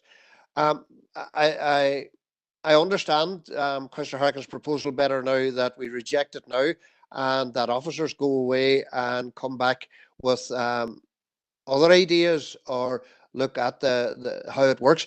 But the only caution I would send in there is, if this goes to the capital working group, there's no short-term fix here, because as many of us know who have representatives sitting in that capital working group, there is a long list there. That's my only worry, Chair, that this will maybe lengthen the process. But it'll be interesting. And I would like to also say, Chair, I think council officers should be in contact with the bowling, the group in there, and have discussions around that, and that it is clearly explained that, yes, members may agree here that we need the block building, purpose-built building up there, but come with that there comes that it goes on to the capital working group, and it could be a period of time. Thanks, Chair. Okay, Alderman. Devaney, thank you.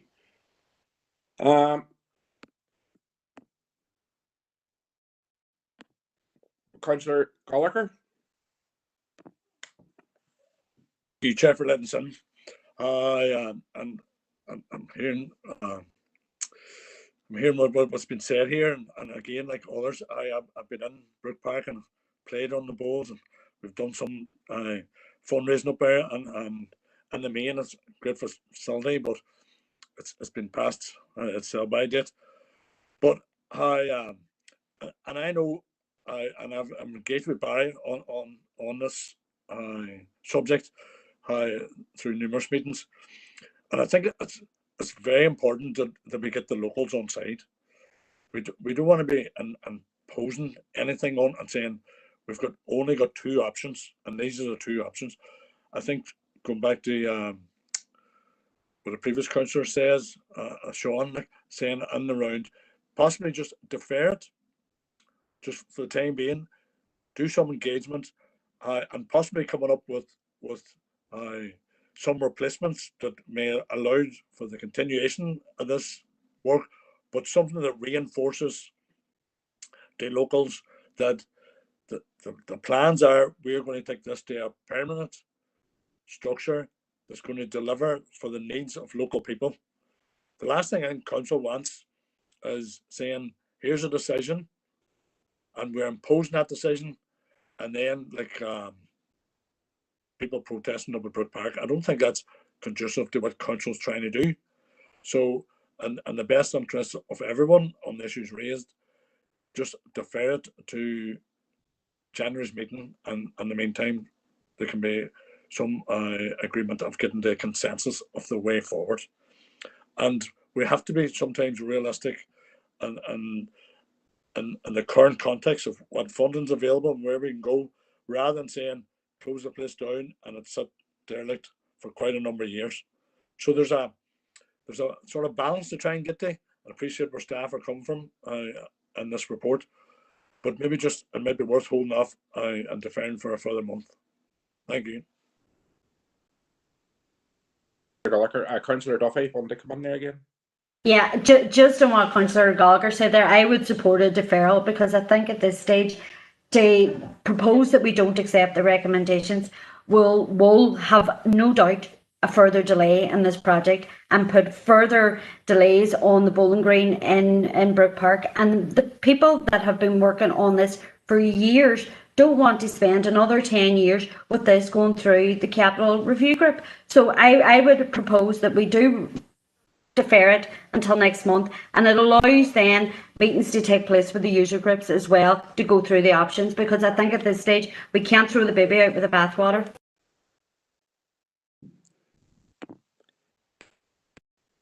Councillor Duffy, the proposal there is on the screen from Councillor Harkin. I would be mindful too, just to defer it to our next committee meeting and allow time for discussions to go on with the members of the bowling club and council. I don't know what everybody else thinks about that, but Barry, do you want to come in? Happy to defer. Rachel, anyone else there? And Chair, I don't think it's yeah, go ahead, Sean. Yeah. Look, I think the most important thing is that we don't take a decision on this today and happy to go along with Councillor Gallagher's proposal because it creates the same outcome. And I don't think it's irresponsible to have raised this today. People have been waiting for 10 years, and they have every right to feel frustrated that there isn't a full bill being planned. When there's people asking questions about it, I don't think we should be steamrolling over them and telling them we know better. And so I think a deferment is fine, and we go back and look at the other options. But we agree to engage with as many people as possible in this and who've been part of this proposal. So deferment's fine with me. Thank you, Councillor.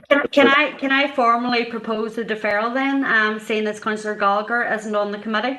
Yes, go ahead. Yeah, that's okay. Happily second, Chair. Yeah, okay. Thank you, Rachel. So through yourself, Chair. Look, members will see in the later paper the options that have been explored. Our staff have been meeting on a regular basis right throughout the pandemic with that particular user group and the chair and secretary of the club. So there are a number of options probably, and you'll see in the later paper can be summarised in 3. So I'll not go into the detail, but I'll go into the detail later. But all options are subject to finance. So look, I'll cover that later, members, and you'll have a bit more information in front of you. For that, so that was proposed by the defer by Sandra and Councillor Duffy and Councillor Ferguson. So we'll move on to agenda item 11. Barry, the boxing hub and sports hall provision. Thanks, Chair. The purpose of this report is to update members on the appointment of consultants and an integrated design team in relation to the development of a boxing hub, a multi-sport hall at Melvin Sports Complex, and update you on the preparation of a business case. Members, you'll previously be aware, going back some years, Council approved through Capital Working Group match funding of 600,000 towards this development of the new dedicated boxing and multi-purpose hall at Melvin Sports Complex. Officers have applied for funding of £1 million from Sport NI with an overall project cost of 1.6 million. Members, you'll be aware we've been successful in stage 2 of the application process and have now been shortlisted as one of 10 projects that Sport NI would like to take forward to completion, subject to development of a business case. Members, you previously be aware that we had approved the appointment of an integrated consultancy team, including business case consultants, around the development of this facility. Officers are currently in process of commissioning one consultant to undertake the work and the development of business case for the project. So you'll see, member, in section 3.2 what that work entails. The Council's capital team have also commenced the commissioning of the architect and quantity surveyor with completion to assist with this completion of the business case. So members, you'll be aware in terms of finance, we previously approved 600,000, and there's the Sport NI programme of hopefully up to £1 million. So in terms of recommendations, members, that you endorse the current position, including the progression of the necessary works to complete the final process and stage 3 for this Sport NI programme. Thank you, Chair. Thank you, Barry, for that report. Councillor Barr. Thank you, Chair. I'm happy to propose this recommendation. I'd like to congratulate council officers on progressing this project to stage 3. This is a much needed facility which will bring sports provision in Strabane and align with other towns in the 6 counties. Boxing in particular has always been prominent in Strabane, and only for the dedication of those involved would have fallen into decline long ago. Over the past 2 months, Strabane lost 2 of its most dedicated patrons of the sport, ex-professional boxer Eugene McGarrigle and his brother, former coach John. The boxing fraternity and the town kept the sport alive despite working out of cramped, dilapidated buildings over the last number of decades. This facility would ensure the young people of the town get the opportunity to hone their talents in a purpose-built facility. Thank you. Councillor Barr. Councillor Edwards. Chair, thanks for letting me in. And I do echo Councillor Raymond Barr's sentiments there around the importance of this development for the wider Strabane area, and especially for the youth of Strabane. So I definitely welcome progress on it. One of the things that has been raised with me, Chair, and maybe Barry could address it, is that where this new facility will be going and whether it will be displacing a mugger pitch there at Melvin. There's some concerns around that. I wonder if we could give some. But Chair, I'm happy that where we are in progressing this, and I'm happy to propose the recommendation. Thank you, Chair. Okay, thank you, Councillor Edwards. Did you say you're proposing it there? Yeah. Yeah. Okay. Chair, I've really proposed it. Sorry, yeah. Okay. Second, Chair. Yeah, no bother. Sorry, Raymond. Councillor McHugh. Thank you, Chair. Just on behalf of Sinn Féin, would like to welcome this project coming forward and support the recommendation. No doubt, this represents another step to bring in Melvin and the state-of-the-art facility. It's good to see something that was once a concept now coming to reality, and I'm sure it will benefit not just the people of Strabane town, but people from further afield. Thank you, Chair.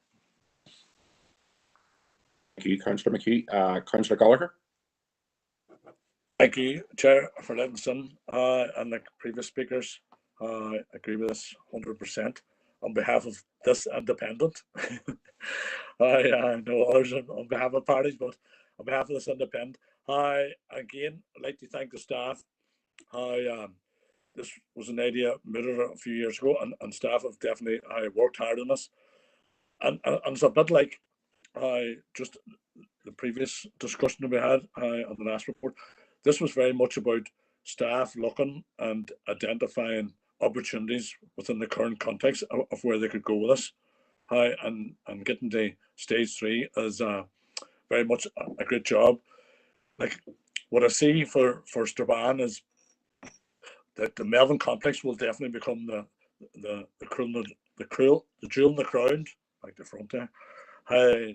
When we see the development of the arena, grass playing, and then we'll see the 3G, and then we'll see indoor, and now we're going to see boxing.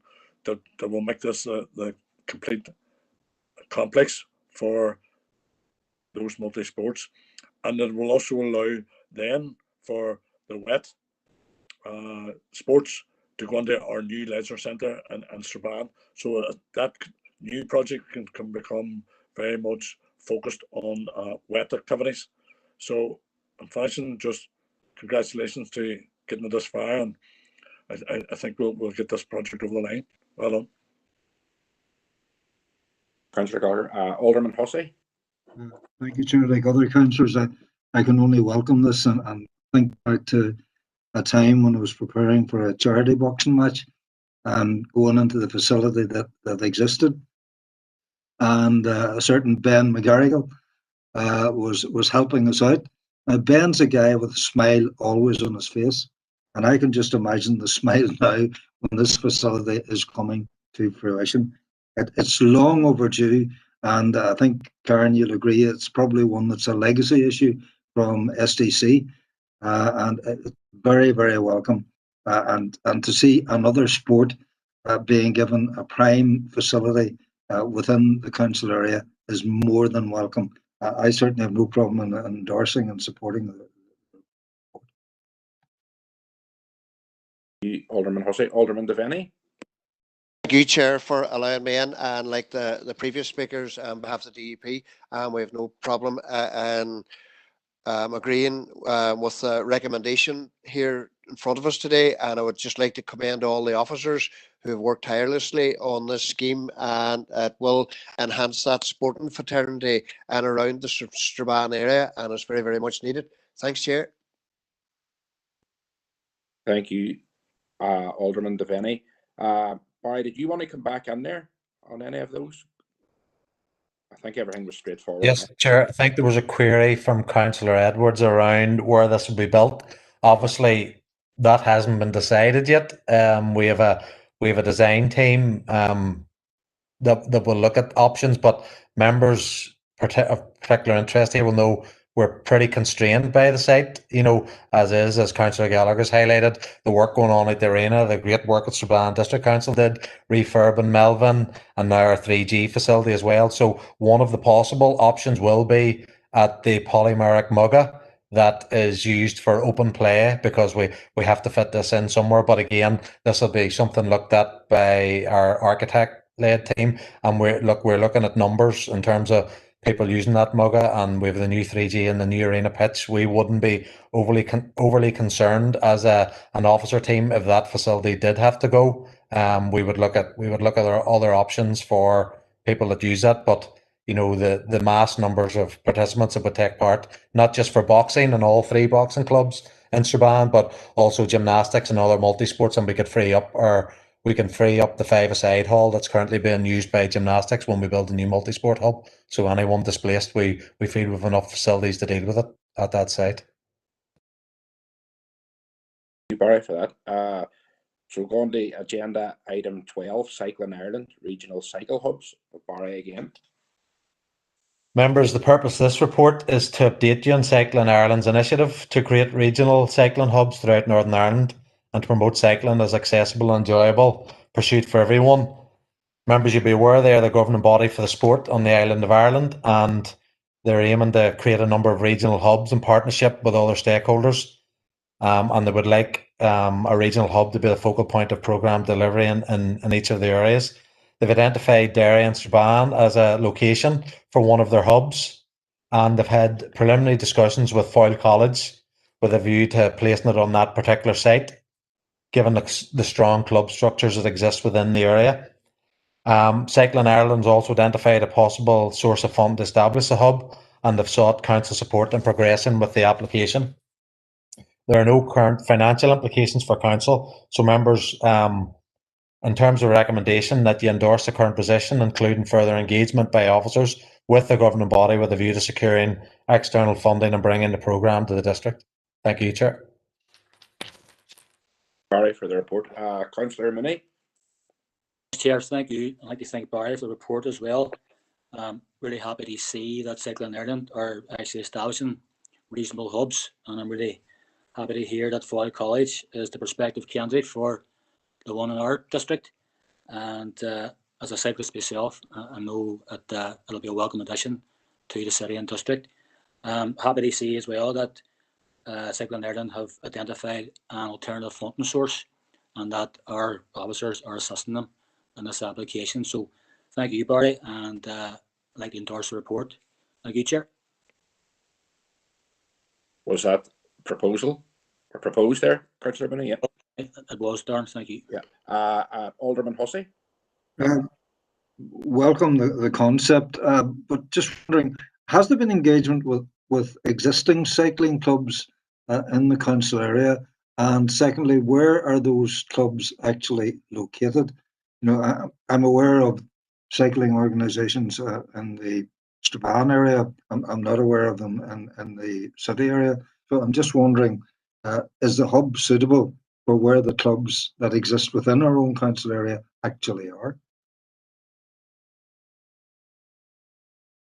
Through yourself, Chair. Yeah, the governing body are leading on this with the responsibility for developing the sport on the island, and they have been engaging with all of the clubs, the relevant clubs within the district, and have identified where the most of the participants take place, and that's why they've identified Foyle College. They're seeking council approval, just that we would work with them as an officer team and as a council to support them that for any future funding bids and to develop the sport and develop participation rates across the district. So yes, the governing body would be aware of all of the clubs. All of the clubs would line in with the governing body and would be working with all the clubs across the district. That's great. Thank you, Chair.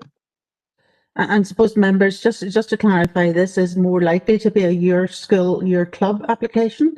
So the location must be a school. And when Cycling Ireland approached us, they were having difficulty obtaining a partner. So they undertook to do their own consultation and come back with a project that we would endorse, because that's a requirement for submission to that particular funding strand. Okay, thank you, Karen, and thank you, Barry. Alderman Work, you said you were happy enough to second that, so it's fine. And we'll move on to agenda item 13, Department of Justice, draft modern slavery strategy for Northern Ireland. So, members, the purpose of this report is for you to seek your approval on the draft response, the Department of Justice draft modern slavery strategy. The responses had to be with Department by Thursday, the 7th of January. Thanks, Chair. all right, thank you. I have no indicated speakers in this, so can I have a proposer and seconder? Morris here, Alderman Devaney.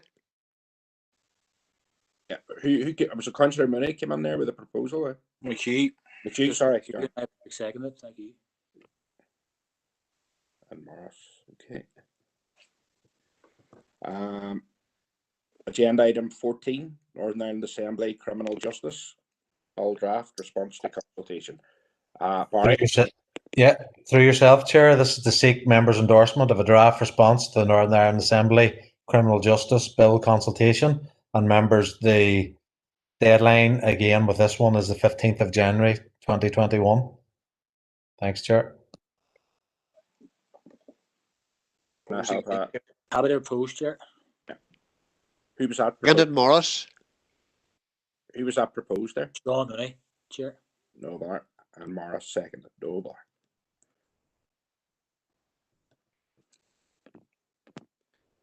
Okay, go on to agenda item 15, advice services.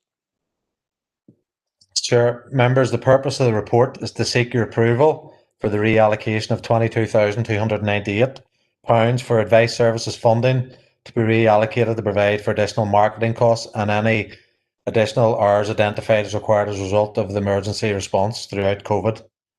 All this funding will be in place, members. You'll see in section 4.1. So the funding's in place. We've got funding from the AFC, so we're seeking your approval for the reallocation of these funds. Thanks, Chair. Okay, all right, thank you. I need a propose and seconder for this. Alderman Moore, can I propose that? I'll second the Chair Rachel. Okay. Chat box, I declared an interest as well in it, but I sit on the services panel at the very, very start, maybe. But I'll just mention it now. Okay, you Alderman Devaney and Councillor Burke there declaring an interest. Yeah, could I also declare an interest in that, Alderman? Councillor Duffy, yeah. Self to Chair, please. Okay, just write them there in the chat box anyway. Okay. So we'll move on to where are we at here? Agenda item 16, Barry, additional Northern Ireland executive funding for food support. Thanks, Chair. Members, the purpose of this is to provide you with details of potential for additional food support allocation from the Department of Communities. And there's 3.5 million being allocated across the 11 council areas, and to seek your approval for proposals submitted by the growth partnerships and food banks, subject to funding allocations from the department, being as they've indicated previously. Members, you may be aware that the Department for Communities advised that a funding allocation will be made available for additional food support and to be co-delivered by council and the community and voluntary sector to support those most in need. It's expected that this additional support will be available during December and up to the end of March to supplement both Christmas-specific initiatives and to offer further support over the winter period. In addition, members, to the food support programme, the Department have also held consultation meetings with councils regarding a warm, well and connected programme and a volunteering programme to be rolled out over the winter months. Officers have met with the neighbourhood renewal groups and have indicated that there's immediate need for resources in relation to fuel poverty. Officers have had initial discussions with the department regarding the volunteering programme and have been informed verbally that the allocation is likely to be in line with the allocation for warm, well and connected as outlined above. The Department for Communities have also confirmed that councils will receive a third tranche of funding, which will be formally communicated to councils in early December. It's been indicated by the AFC that this funding be allocated across the themes of food, finance and connectivity. Members, Consultation has been undertaken with the local growth partnerships and food banks in order to investigate the opportunities to build on the existing access to food programme that members recently approved in October. An outlined programme has been developed building on existing structures, which will increase the range of support available to the most vulnerable across the council area. As outlined, an outlined programme of additional support is provided in your Appendix 1. The proposals attached include a voucher scheme. Officers are currently consulting with growth partnerships and working with our audit and finance department in order to develop procedures for the implementation of this scheme. Given the emergency nature of the programme, there may be a need to reallocate funds across the items outlined within Appendix 1 within the allocations to each of the growth partnerships. There's also a need to ensure as far as possible that these resources are available during the Christmas and New Year period, as well as up to the period of the end of March. The funding for all of these programmes has to be spent by the end of March this year, members. Foyle Food Bank have requested that the allocation already approved at October committee to the Apex Living Centre is split between the food bank and the social supermarket, as they are separate entities, providing 13,312 to the food bank and 6,687 to Apex Housing Association, who operate the social supermarket. You'll see within the finance section, members, it's anticipated that the letter of variance to the community support allocation will be provided in the week of 7th of December. The department has provided an indicative allocation of 235,000. However, at the time of writing, they've now confirmed the final allocation will be 221,000. So the department have also confirmed that the deficit of 14,000 can be provided through the tranche 3 allocation, which will be confirmed in early December. No match funding is required from council. You'll also see in section 4.2, members, an allocation of 60,378 has been provided by the AFC in relation to Warm, Well and Connected, and the department are confirming an allocation of 55,000 for the volunteering programme. So, members, in terms of recommendations, it is recommended that members approve the following allocations, subject to letters of offer from the Department for Communities and the confirmation of lead partners from each of the 8 local growth partnerships. And you'll see in section 5.1 there, members, the allocation that officers are seeking approval on.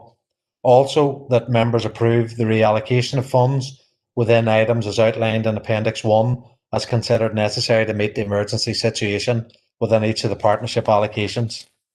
These reallocations will require approval of the relevant growth partnership. That members also approve that the 14,000 deficit for the food programme can be provided from tranche 3 allocation to the council. And in relation to the balance of funding for this programme, officers work in the development of a connectivity programme, working with schools across the district in order that children are not deprived in relation to access to digital resources. That members also approve officers to work with DFC, neighbourhood renewal groups and areas at risk identified as deemed eligible by DFC, and agree allocations around the Warm, Well and Connected programme, and that members approve officers to work with local stakeholders to design the delivery of 55,000 to be allocated by DFC in relation to the volunteering scheme. And members know that's a very detailed report and there's a lot of information in it. We've only recently been provided with those allocations from the department, and the team have been working extremely hard, as have our colleagues in the C&V sector, to try and get shape around the programme. And you'll see that there are some problematic areas around vouchers and stuff that will need quite a bit of audit input. So thanks for bearing with us. It was a detailed report. I'm happy to take any comments, Chair. Thank you for that there report now. Councillor Burke. Yes, Councillor Burke first there. Thanks, Chair, for letting me on. Obviously, this is great news and is to be welcomed from the Department of Communities. The only sort of concern I would have is around some of the timing and ensuring this money is out on the ground now, obviously going into the Christmas period to help our communities. Working in the community, and as others, everyone here, we're all aware of the pressures and needs groups are dealing with to ensure that nobody's left struggling going into the Christmas period. Therefore, I'm proposing just that in relation to item 4.2 and 4.3 there, the Warm, Well and Connected and volunteering programmes, I'm proposing that with the success of how previous funding in relation to COVID has been handled, and obviously which was co-designed by the council officers and the LGPs, including the access to food and consensual grant making. We go ahead here now in committee and basically allow officers to go out now and engage with the DEA so that this money, when it's available or when it's thingy, can be out in the ground as soon as possible when it's needed, instead of delaying any action until after the next council meeting. Obviously, the people need help now, and we don't want to allow bureaucracy and process to get in the way of delivering for residents within our communities. We've seen it with regards to the hardship fund. We knew the time was of the essence, and it was great to see how quick as a council we responded, and this should be no different. I'm happy to put the proposal there on the wee chat box. Thank you, Councillor Burke, for that. Karen, can we do that before full council? Members, we have been working on a timeline, and Barry's team particularly have been pushing just to see how quickly we could get through the relevant processes when, for example, our finance department might need detail of grants to be paid, etc. And we do know it will be tight, but it's clearly our intention to try to advance funding in as much as we can to allow work to happen. We've given indicative indications to our growth partnerships and our voluntary partner organisations, but technically the minutes will need to be ratified. So Barry, can you just remind me, because I can't at this particular point, just remember the date where we think we're working to? Is it the evening of or the morning after full council for the actual checks to be coordinated?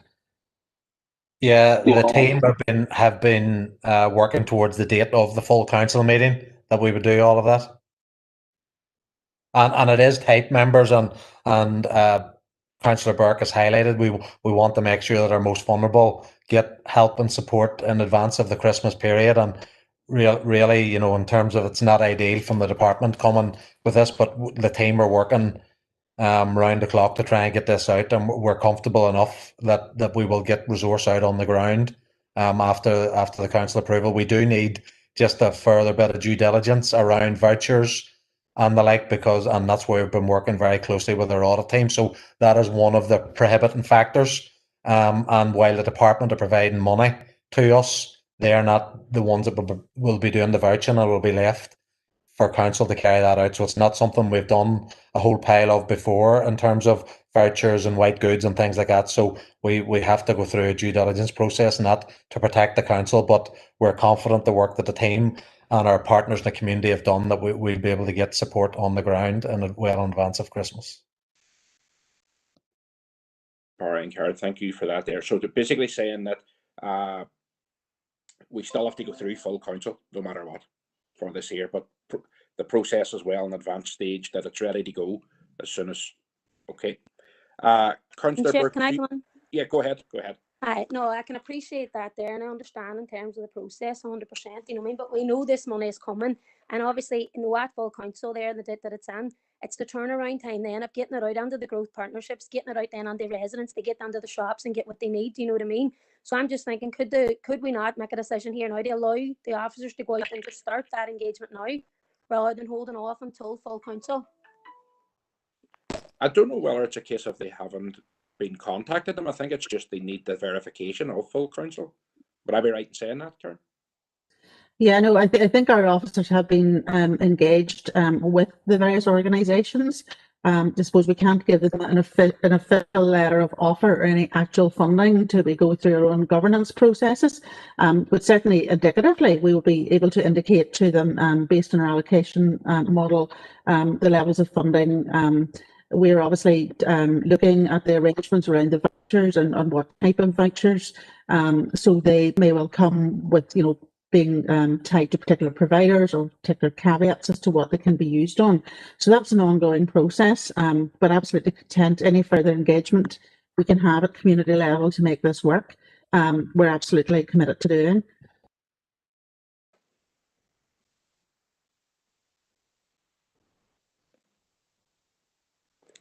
Okay. Right,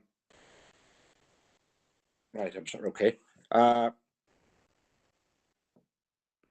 I'm mindful of should we take this proposal forward or not. Well, I suppose it's straightforward enough. We can still take that their proposal. Have you a seconder for that, Darren, I'll second the proposal, okay, because we do need to get this money out on the ground as quickly as we can. We are, next week is the week before Christmas. Yeah. So we do need to get it out as quick as possible. Okay, no problem. So we have a seconder for that as well. I've a few indicated speakers here. Councillor Ferguson. Thank you, Chair. I'm happy to support the amendment. I must declare I'm a member of one of the local growth in the Fallon DEA, so I've had eyes on this in our last meeting over the last couple of days. So I know how important it is to get it rolled out as soon as possible. So my comments were more around the report itself. Happy to go ahead with the report, and I'm pleased to see in the appendix that there is an allocation for an extra 15-hour additional staff basically to cover the more rural areas, because that was my concern the first time around with this, that the waterside Fallon DEA was lumped in under 120-hour, and a lot of rural people were concerned that it wasn't for them but was just for the waterside. So I'll not speak too much because I want to get this through as quickly as possible, but just welcome the report and the work the council's doing on it. Thank you. Okay, thank you, Councillor Ferguson. Alderman Devaney. Chair, for allowing me in, and on behalf of the DUP, we welcome the recommendation coming forward here today. It's very, very much needed in light of the situation we're in. And as we look across the council area, the two biggest issues I would have would be food poverty and fuel poverty. And as I know, since the pandemic has hit us here, food prices have rocketed and went up. And I was just looking the last day, even at the price of oil heating at the minute, it's probably increased between 40 and 50 pounds in the last 6 weeks or so for 500 litres. And there are many out there maybe couldn't afford the 500 litres, but still, I know people might say 40 or 50 pound isn't a lot, but it is a lot when you're on the bread line. Look, I have no problem in supporting this recommendation here that we ask officers to go out and speak to the community groups and inform them of what's happening. I think it's vitally important we get this money out on the ground ASAP for Christmas. And, you know, I just want to commend the officers for bringing the report forward here. I know some might think it's a bit late in the day, but it's, you know, we're down to funding at the end of the day. But welcome the report, Chair. Thank you, Alderman Devaney, for that there. Listen, I've got everybody in the chat box there, and it looks as if it's unanimous for this, which it's obvious. So the proposal, everyone there in support of proposal. So proposal goes through. Alderman Hussey was looking to speak there. Yeah, Chair. Just on the back of item 16 and food poverty in general, I don't know if anybody else on council has noted that Unison on mainland UK have severe concerns about the future of school meal service. We know the great work that's been done by folk when students and younger people are out of school, but there is apparently a growing threat to the actual school meal service, and Unison have highlighted that on the mainland. I'm just wondering, as a suggestion, would it be a thought that committee could contact Unison in Northern Ireland and ask them, do they have any concerns with regard to the school meal service being provided in Northern Ireland here? I do know many years ago the school's meal service was always one that was under pressure, but given the current circumstances, you know, it's one that maybe asking Unison, you know, are things okay, or should we be concerned about the future of the provision of school meals within schools when children are there? Thank you, sir. Alderman Hussey, is that a proposal? Oh, well, obviously you can't make a proposal on this here. Would you like me to take that proposal forward for you? Chair, it's a suggestion for the committee to consider. I don't know how it can be taken forward. Whether someone else, right? Chair, it's Morris here. I'd be happy enough to propose that recommendation that we write to Unison and find out about the school meals, because I think it's a very, very valid issue in the current climate that we're in. Okay, and we have Stephen Edwards there seconded that. Chair, can I just come on that too? I just seen today, even we listening colleagues, the teachers, the staff and the canteen staff, they all made sure all the pupils were fed their dinners today. They all made sure every child had packed lunches. You know, obviously during COVID-19, it's very difficult things, and totally welcome the proposal there, or brought up by Derek and proposed by Morris, but totally, this is crucial, and I think yes, right, the unison and find out more about this to make sure every child is fed, because there is a lot of the children are attending school now and they're not getting the proper food, the proper meals, or might not have it, so they're sort of skipping out. But it's definitely a very good proposal put forward there. Okay, thank you, Alderman Mark. Councillor Riley. Chair, no, just I indicated to speak. I see that my colleague has seconded it already, so I'll not delay the meeting too long. But just to agree with Alderman Hussey, a number of councillors, if not all of us, got a similar email from Unison today on this, and I think it is important that we engage with them, even though it was written with to councillors in England and Wales and Scotland in mind, maybe not ourselves, but I think we should still show engagement with them on this issue, because it is of big interest to many people here. Thank you. Thank you, Councillor Riley. I would totally agree with you there. So that proposal through as well unanimously. I take it of no objectors. Proposed by Morris, Alderman Devaney, seconded by Alderman or Councillor Edwards. Could I have a proposer and seconder for item 16? Happy to propose. Morris. Or Okay. seconded, whichever you got first. Yeah, no bother. And go on to item 17, 6-month progress report, Health and Community Director. Karen. Okay, Chair and members, you have the report that's been tabled for your consideration. Obviously, we tabled our full service plan at the start of this financial year, and I'm pleased to report that our overall progress against that is 42%. That obviously sits alongside the challenges that we've had in delivering services as a result of COVID. The other actions within the community or within the service plan are all in progress, and we will report on those at the various intervals as we move forward. Of significant, I suppose, importance in terms of delivery within the Directorate, this financial year has been the progression of our capital programme. We've had the handover of our community centre at the top of the hill, Gallia and Shantallow going on site, Melvin Arena going on site, and we're in the detailed planning and design development for the progression of Prehem, Waterside Shared Village, Glenview and Ballymagorty, Hazelbank. So subject to wider strategic discussions within Council, our new leisure facilities sit at an advanced stage of readiness in terms of design, and we await the outworkings of those in the coming months. The challenges, I suppose, that we've faced as a Directorate have been the increased demands on our environmental health teams through legislation and regulation from businesses, and they have been very active on the ground supporting businesses through this particular process. As you know, we've experienced closure of our facilities and the loss of income that's been reported through our GSP reports to you. We've been limited, particularly in our capacity to deliver face-to-face services, both in terms of programmes, through good relations, through sports development, in terms of delivering site visits or taking forward our initiatives which require home visitations.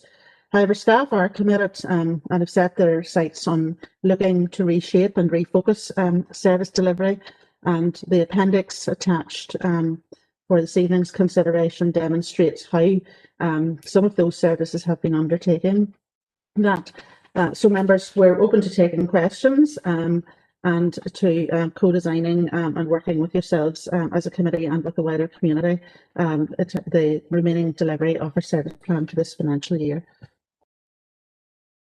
Okay, Karen, thank you. Very detailed report there. Councillor Ferguson, looking on first there.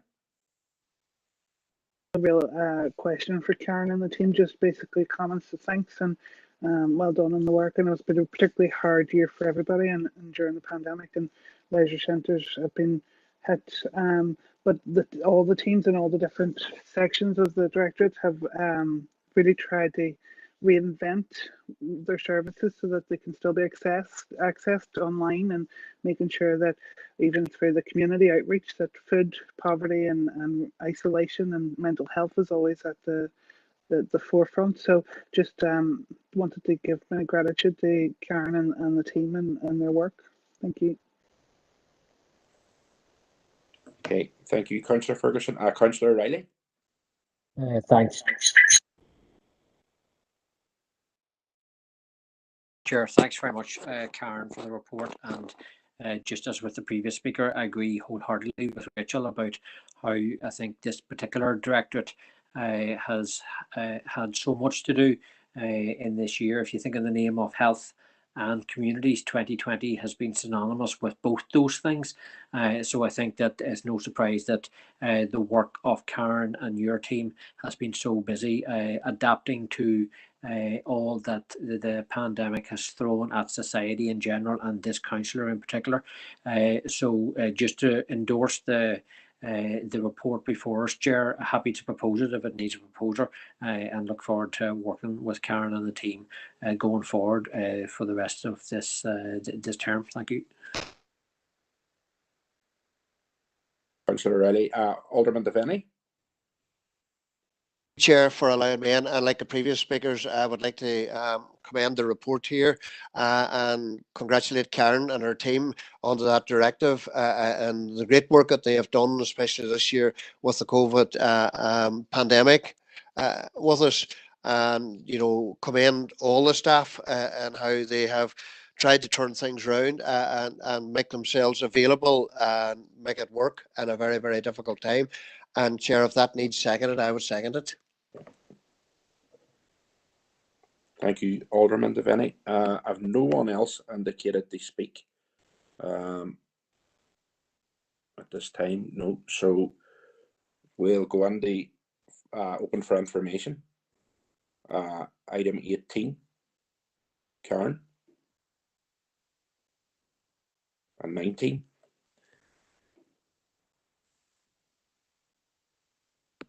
Propose we take them as noted, Chair.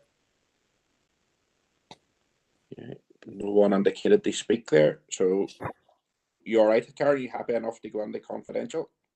Yes, no, if I'm happy, that's okay. So confidential. I'll propose, Chair, that we go on to confidential. I'll second that.